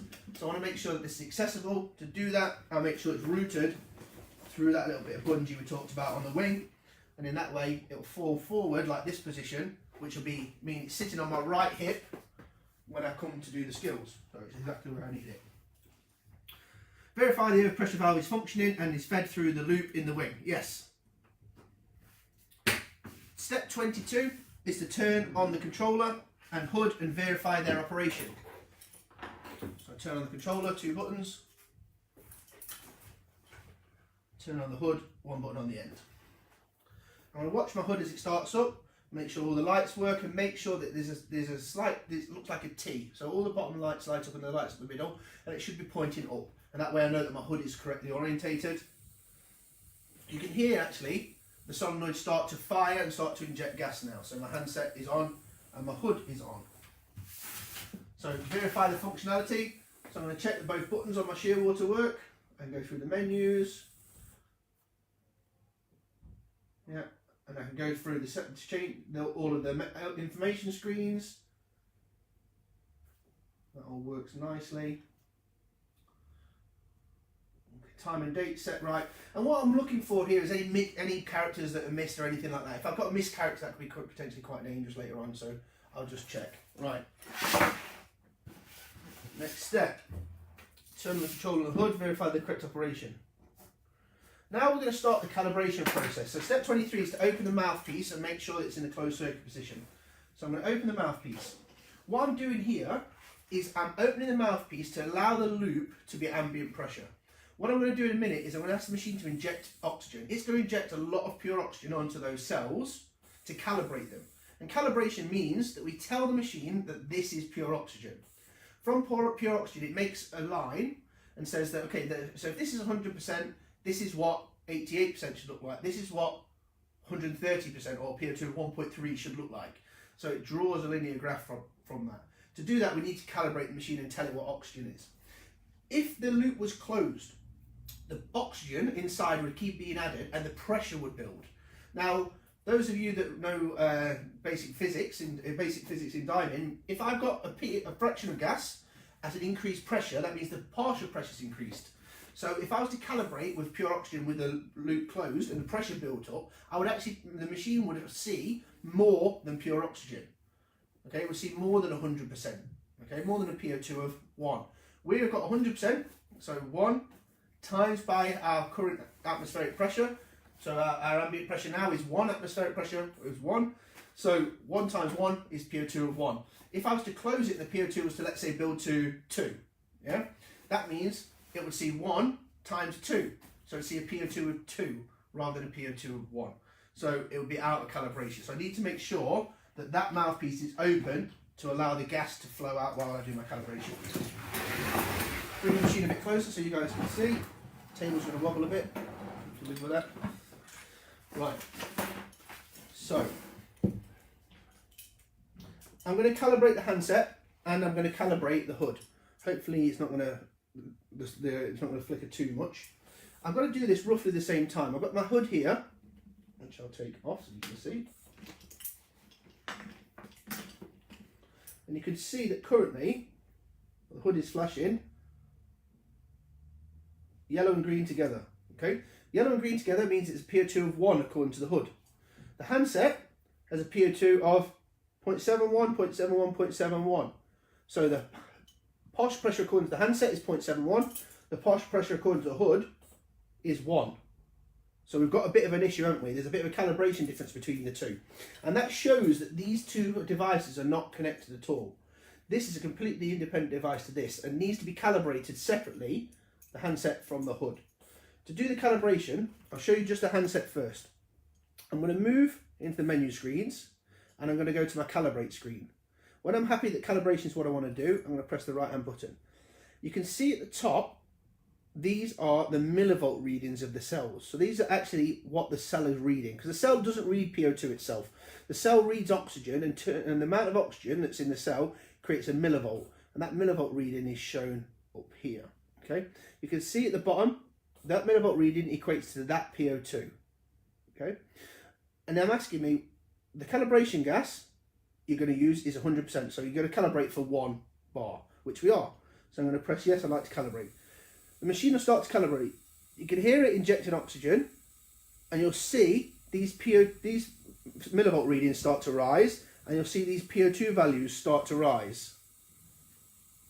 As they're heading up, more and more oxygen is being added to the screen. Yeah, everything's going to be mirrored, unfortunately. You're going to have to live with that. Okay, so it then added pure oxygen, and it told me that those 3 cell values equal a PO2 of 1. And if I press confirm now, you can see that the PO2s are all at 1.01. That's because there's a slight atmospheric difference at the moment. The image is mirrored because I'm using the front-facing camera, so I can also see your comments. That's why it's mirrored, unfortunately. I don't know if there is a way to flip it. Let's have a look. Live video. No. If I flip, you're going to get the back camera. You're going to have to live with it. So, you can see that I've calibrated my cells. The hood now is showing 1, 2 flashes of green. That means the hood's at 1.2. So the hood is out of calibration. To do that, I'm going to need to bring the handset back to oxygen and make sure that then I calibrate my hood. My hood, if I press the button on the end, it'll flash red and yellow on one light, that means menu 1. Press it again, it'll flash red and yellow, that means menu 2. Press it again, flash red and yellow, that means menu 3. Menu 1 is to turn the hood off.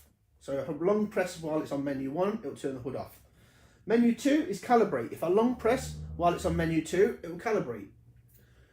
If I long press on menu 3, it'll take it into the settings where I can change it into colorblind mode, I can change it into the opposite orientation mode, and I can change a few of the little small features. But generally, we don't tend to use menu 3. It comes out the box ready to go. So menu 1, menu 2, menu 3. So I'm going to make sure that the machine is back up to pure oxygen again. So I'm going to go in and I'm going to redo my calibration. Machine's injecting oxygen, the PO2 is coming up. I can hear the machine injecting. I'm going to move my handset, my hood, sorry, into menu 2. So I've got yellow and red flashing in the middle. As soon as I hear the solenoid stop and the machine's up to pure oxygen, I'm going to press and hold my hood and all the lights will light up and it'll flash. And that'll tell me that it's calibrated, and you should see yellow and green flashing together. I'll close the mouthpiece to keep the oxygen in there. And now I can confirm my hood against my handset. So PO2 of 1, 1, 1. So cell 1, cell 2 and cell 3 all read 1. Yellow and green flashing together on my hood means 1. So cell 1, 2 and 3 all yellow and green. So this is one, and this is one. Okay, Simon, there is a way to calibrate at altitude. I told you during your course, you need to plug the handset into the hood side, calibrate the hood board using the handset, and then switch it back. And that way, it'll calibrate the hood at altitude. The handset itself it's got an altitude, it's got a pressure sensor in it, so it can calibrate itself for altitude automatically. The hood doesn't have a pressure sensor in it, so it calibrates automatically to 1 atmosphere.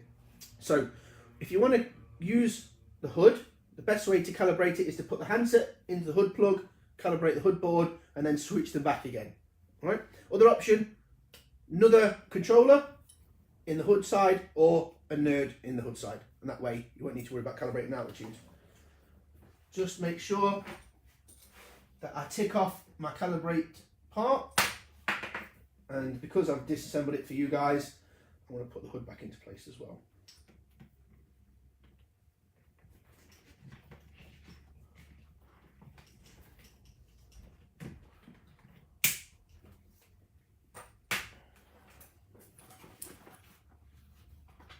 Okay, pop that there.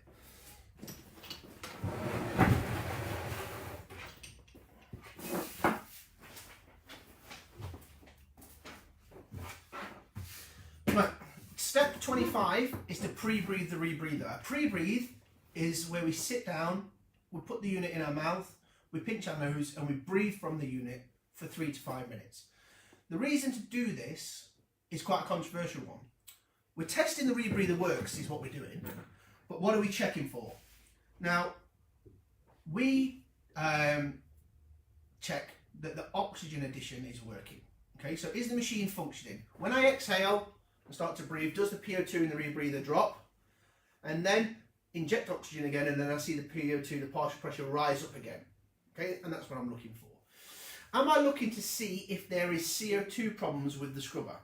Now, if you're sat still, not generating a lot of CO2 in a very, very high oxygen environment, and you're breathing very, very gently, the likelihood is that you're not going to build up enough CO2 in the rebreather to give a really noticeable effect. So you know that the scrubber's not working or broken.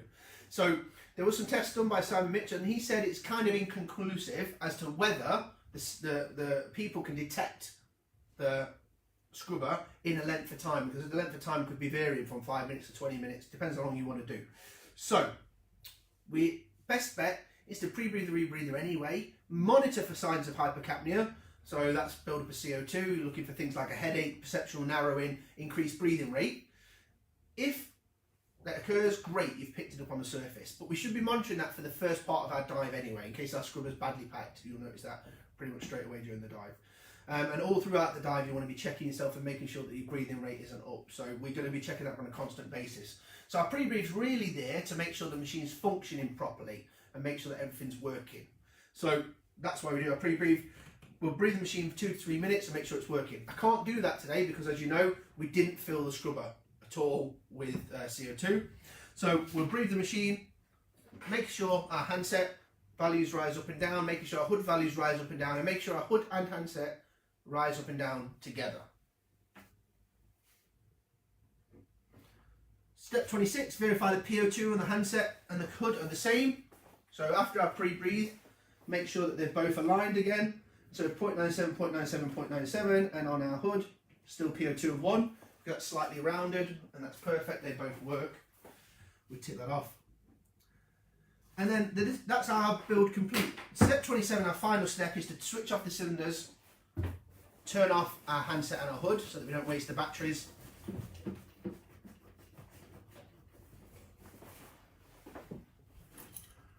Turn off the handset, turn off our hood.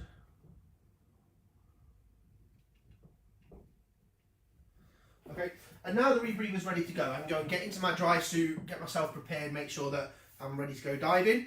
When I'm ready to go diving though, I need to go through my pre-breathe, pre-dive sequence.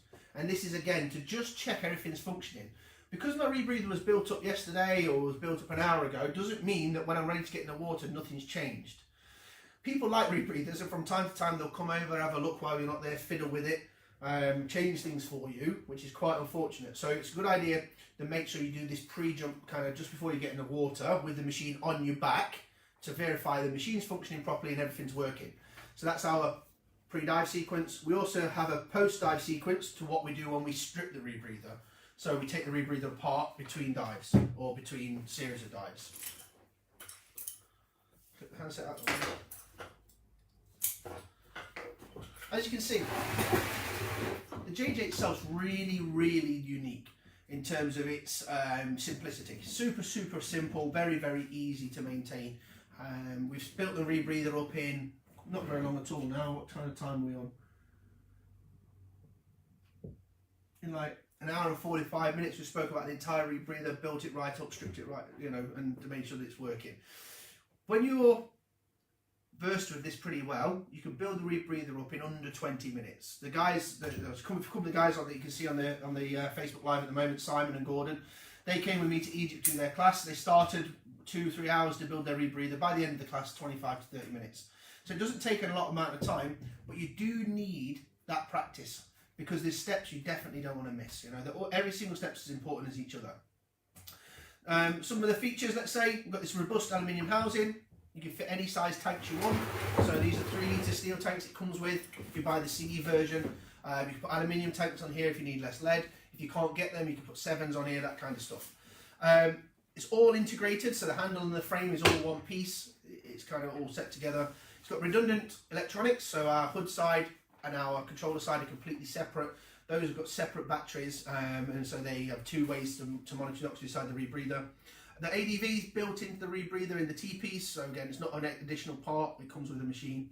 DSV, not a BOV, so dive surface valve to go between closed circuit and open circuit, no BOV, keeps it simple as possible.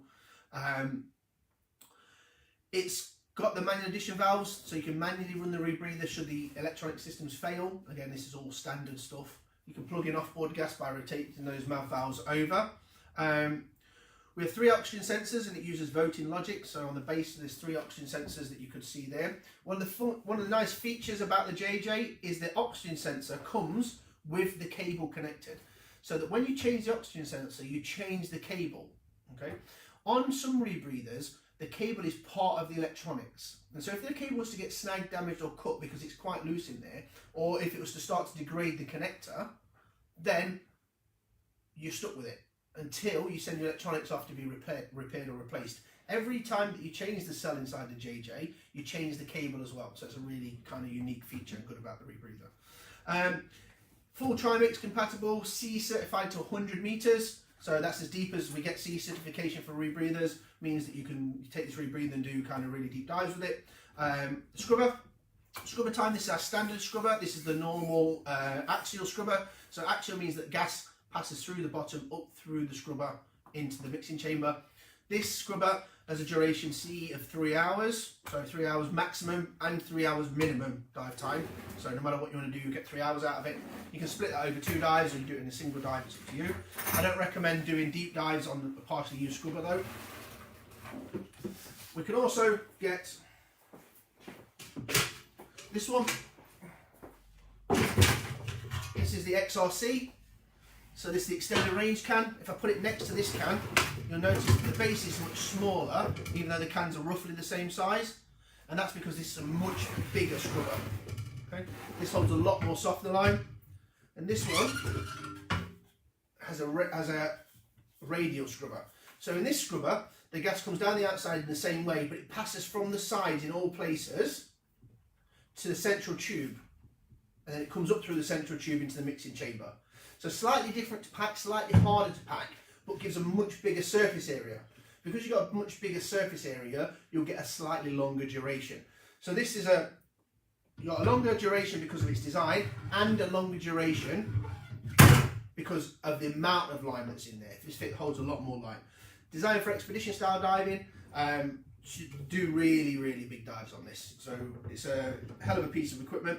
Not CE certified though, so if you decide to upgrade and change to this, that's up to you, but it won't be used for training and it can't be used, let's say, under CE rules. So we tend to dive with the standard machine and we have these things for our personal diving. You can get a radial scrubber for the standard can, So you don't need to buy a new can, you can actually get a radial scrubber, so get a slightly longer duration. So we have the standard duration can with an axial. If you then put a radial in it, you'll get a slightly longer duration. If you move up to the bigger XRC can, the XRC can only comes with a radial, and that will give you a really, really long drive times. Okay, so axial, radial, and an XRC can all available. So I'm going to put that out of the way.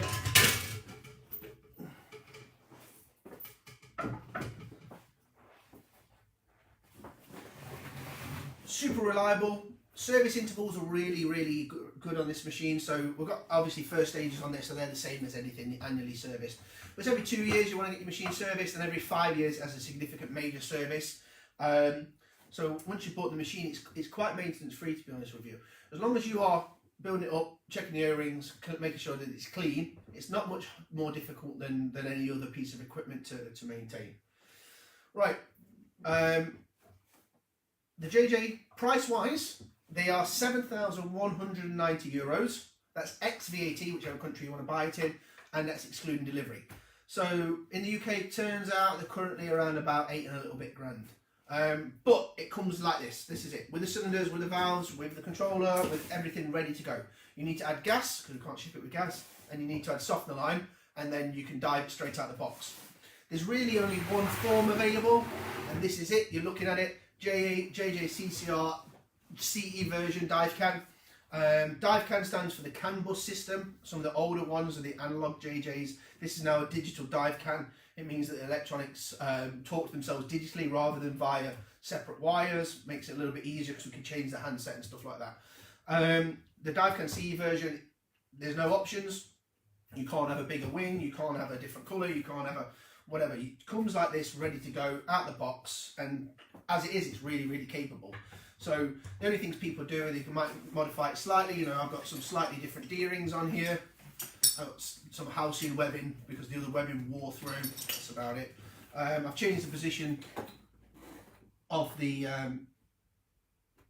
SPGs, and I've added some quick release can bands rather than the standard can bands. But that's it. You know, all the diving that I do, all the you know, the deep diving we do, the amount of diving that we do, we don't need to really edit this rebreather at all. It comes out the box pretty much ready to go with the wing and everything on. So you just put it on your back, fill it full of gas, fill it full of lime, and you can dive. Training, different options for training, depending on what your prerequisite is. If you have a decompression certification already, we can take you straight onto a decompression course on the rebreather. Can be up to 45 meters and with trimix as your entry level course, as long as you've got the right prerequisite. Or if you've not got any technical diving experience at all, we can still take you straight to the rebreather, but you'll be limited in the depth that you can go to 30 meters and using air as a diluent, while you gain some experience and learn about the deco theory, and then we can build up. Training comes in between £800 and £1,000. So with the unit, you're looking close to 9 grand, and that's the full package. So you get a full package of training and a machine.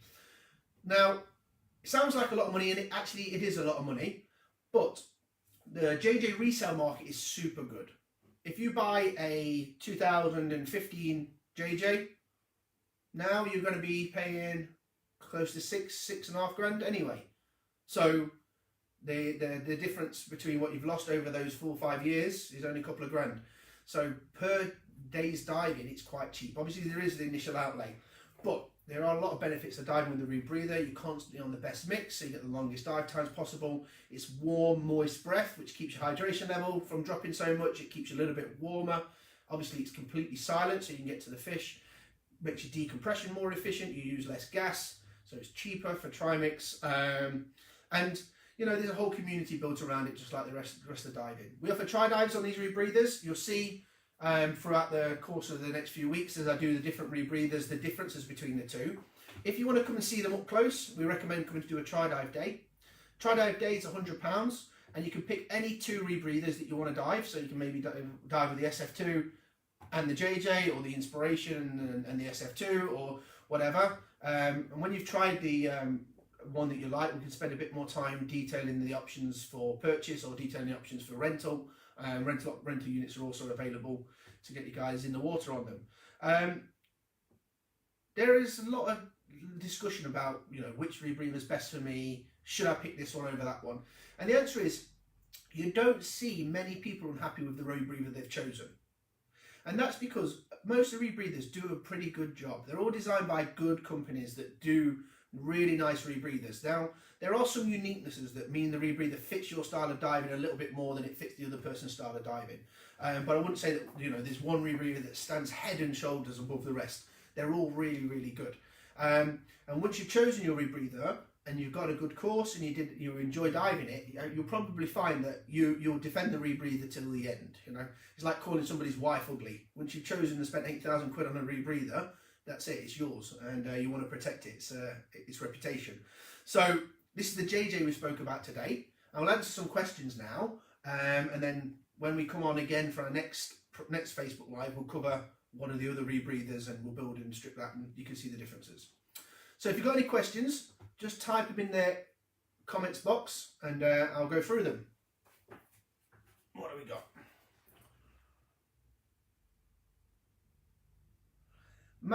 Mark, sorry. No, we've not done the AP yet. The AP is just sat over there. We're going to build the AP up. I think it's going to be, the next rebreather is going to be the Scuba Force SF2. I'm trying to remember the dates and times, but I don't know. I'll post them in the comments afterwards. We're going to do the SF2 next. Then we're going to do the AP. I've got an Evolution Plus here, so it'll be the Evolution Plus we'll go through. Then we're going to do the Revo. Then we're going to do the Poseidon. So we'll start with SF2 next. Any other questions? How long were the Radial Standard and the Radial XRC? Honestly, don't remember. I can take a look, see if we can find it in our information. The sea duration of the XRC is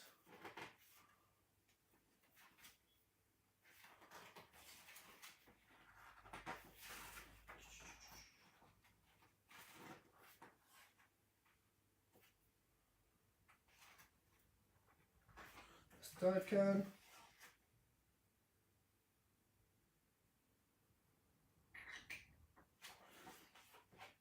Don't think, no. I think the honest answer is the CE testing wasn't done in the same way on the can because they didn't want to sell it as a CE product. CE testing is quite expensive, but I know there's been some super long dives, more than double the normal duration and even double that again. So it really is a hell of a can.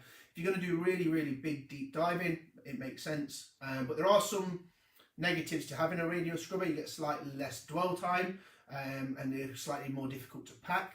But there is a much bigger surface area, so there is a benefit as well. So some swings and roundabouts with those actually.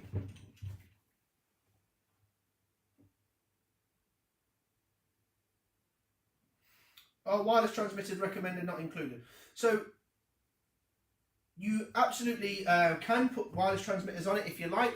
The shear water that's attached to the rebreather though isn't an AI.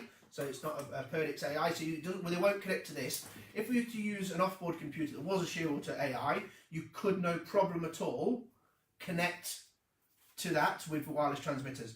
One of the things we've found though is with a few of our students that dive with transmitters, finding a place where the signal stays right is a bit of an issue. And it's not that losing the signal is a problem. You know, you've got gas, you knew you had gas a minute ago, you've still got gas now. It hasn't magically disappeared unless you're hearing a lot of bubbles. But when you want it, you know, you want to be able to find that information, so it's quite annoying. And it starts flashing at you, which gives you a little bit of insecurity. So find a place where the transmitters work. The nice thing about the transmitters, which I actually like, is if you put them on really short hoses, you reduce the amount of gas that's in the high pressure system. So if you shut the gases down, it means that the gas amount volume that's inside the hoses is less. That means that if you had too much oxygen in the rebreather and you turn the oxygen off, that gas going in, that oxygen that's remaining in the system to fill it up would be much less. So transmitters would be a really nice option. But what I've seen with the two or three students that we've had use them so far is they need to put them on quite long hoses so they sit up here near the cylinder valve, somewhere near your right arm shoulder, so that they can get the right connection. Underneath the back, unfortunately, there's a bit too much metal and stuff going off, so it doesn't seem to hit such a good signal. In which case, kind of defeats the object, adds a little bit of complexity that really I don't think you need. I think had Jan been given his way, well, I saw his first rebreather he made, it didn't have SPGs on at all. Because if your gases are full, and you know it's full, you got a 3 litre cylinder filled to 200 bar, that means you've got 600 litres. It's around about 600 minutes of oxygen, give or take. Let's say we knock a bit off for 50 bar off and whatever, we've still got 400 minutes, 500 minutes of oxygen on board. So as long as we're not hearing any leaks and our machine's functioning properly, then we shouldn't have any issues at all with the amount of gas that we've got. Diluent you don't really need. During the descent you need diluent, but you should have an off-board supply you can also plug in. So the amount of gas on board, with a high pressure hose, with all of the crimps, the hose itself, all the O-rings at either end, the swivel pin, the face, the bourbon tube, there's a lot of failure points in an SPG. So I think the only reason they're on there is because they're required from the CE point of view. They also help with the boom drill. So yeah, you can put transmitters on if you want. Do you check the cell millivolt linearity? So I check the cell millivolt linearity to make sure that they come up, and I write them on my form when I do my calibration, and then I check them over days. But the check I do is actually in the water for linearity. So when we enter the water, I want to spike the PO2 up, so I want to bring the PO2 up above 1, because when we calibrate, we can only calibrate to 1 atmosphere. If we want to check the machine can read more than 1 atmosphere, we need to do that at pressure. So when I go down during my descent, I'll spike the PO2 up and check that all the cells move up linearly at the same time. Any more questions? Looking forward to seeing the SF2. Are these posting videos as a link? Yes, so Facebook Live stay on the Dive Master Scuba page, and they'll stay there for the next kind of, I don't know, I think they stay there forever actually. So you can share those, you can come back and watch them if you want, that's not a problem at all. Any more questions? No. Chaz, yeah. So thank you very much for watching. I hope you enjoyed the video. If you want to see anything else, if there's a rebreather that we don't have, let us know. Either Dave Gratian or Kieran Hatton or somebody like that we know can bring one of those in, or maybe do it from their place. Well, they can't come in, can they? But maybe they can do that from their place. We can get that uploaded as well. So if there's something else you want to see, just let us know. The next rebreather video, don't remember. I was supposed to have written that down and bring it with me. I'll put it in the comments. Might be nice actually. I see Mr. Sanderson's on there. James Sanderson, the Badger's on there. Or maybe John Kendall can do the JJ in its GUE guys. So not available at all through JJ, but available through GUE instructors and through Halcyon is the GUE version of the JJ, which is designed for slightly deeper diving and really designed to help the GUE guys continue their philosophy that they use an open circuit onto rebreather. Got bigger tanks on it, manifolded diluent tanks and an oxygen on the back. So maybe I can get James from his house to do a video, post it on our Facebook about the GUE config. If you guys want to see that, put a comment in the box and we can go get James to run through the basics of his rebreather and the differences between that standard JJ that you're looking at now and the GUE one. So thank you guys. Enjoyed speaking to you all. Enjoyed the comments, and if you want to see anything else, like I say, hit us up in the comments box, and we'll see you all soon. Thank you very much.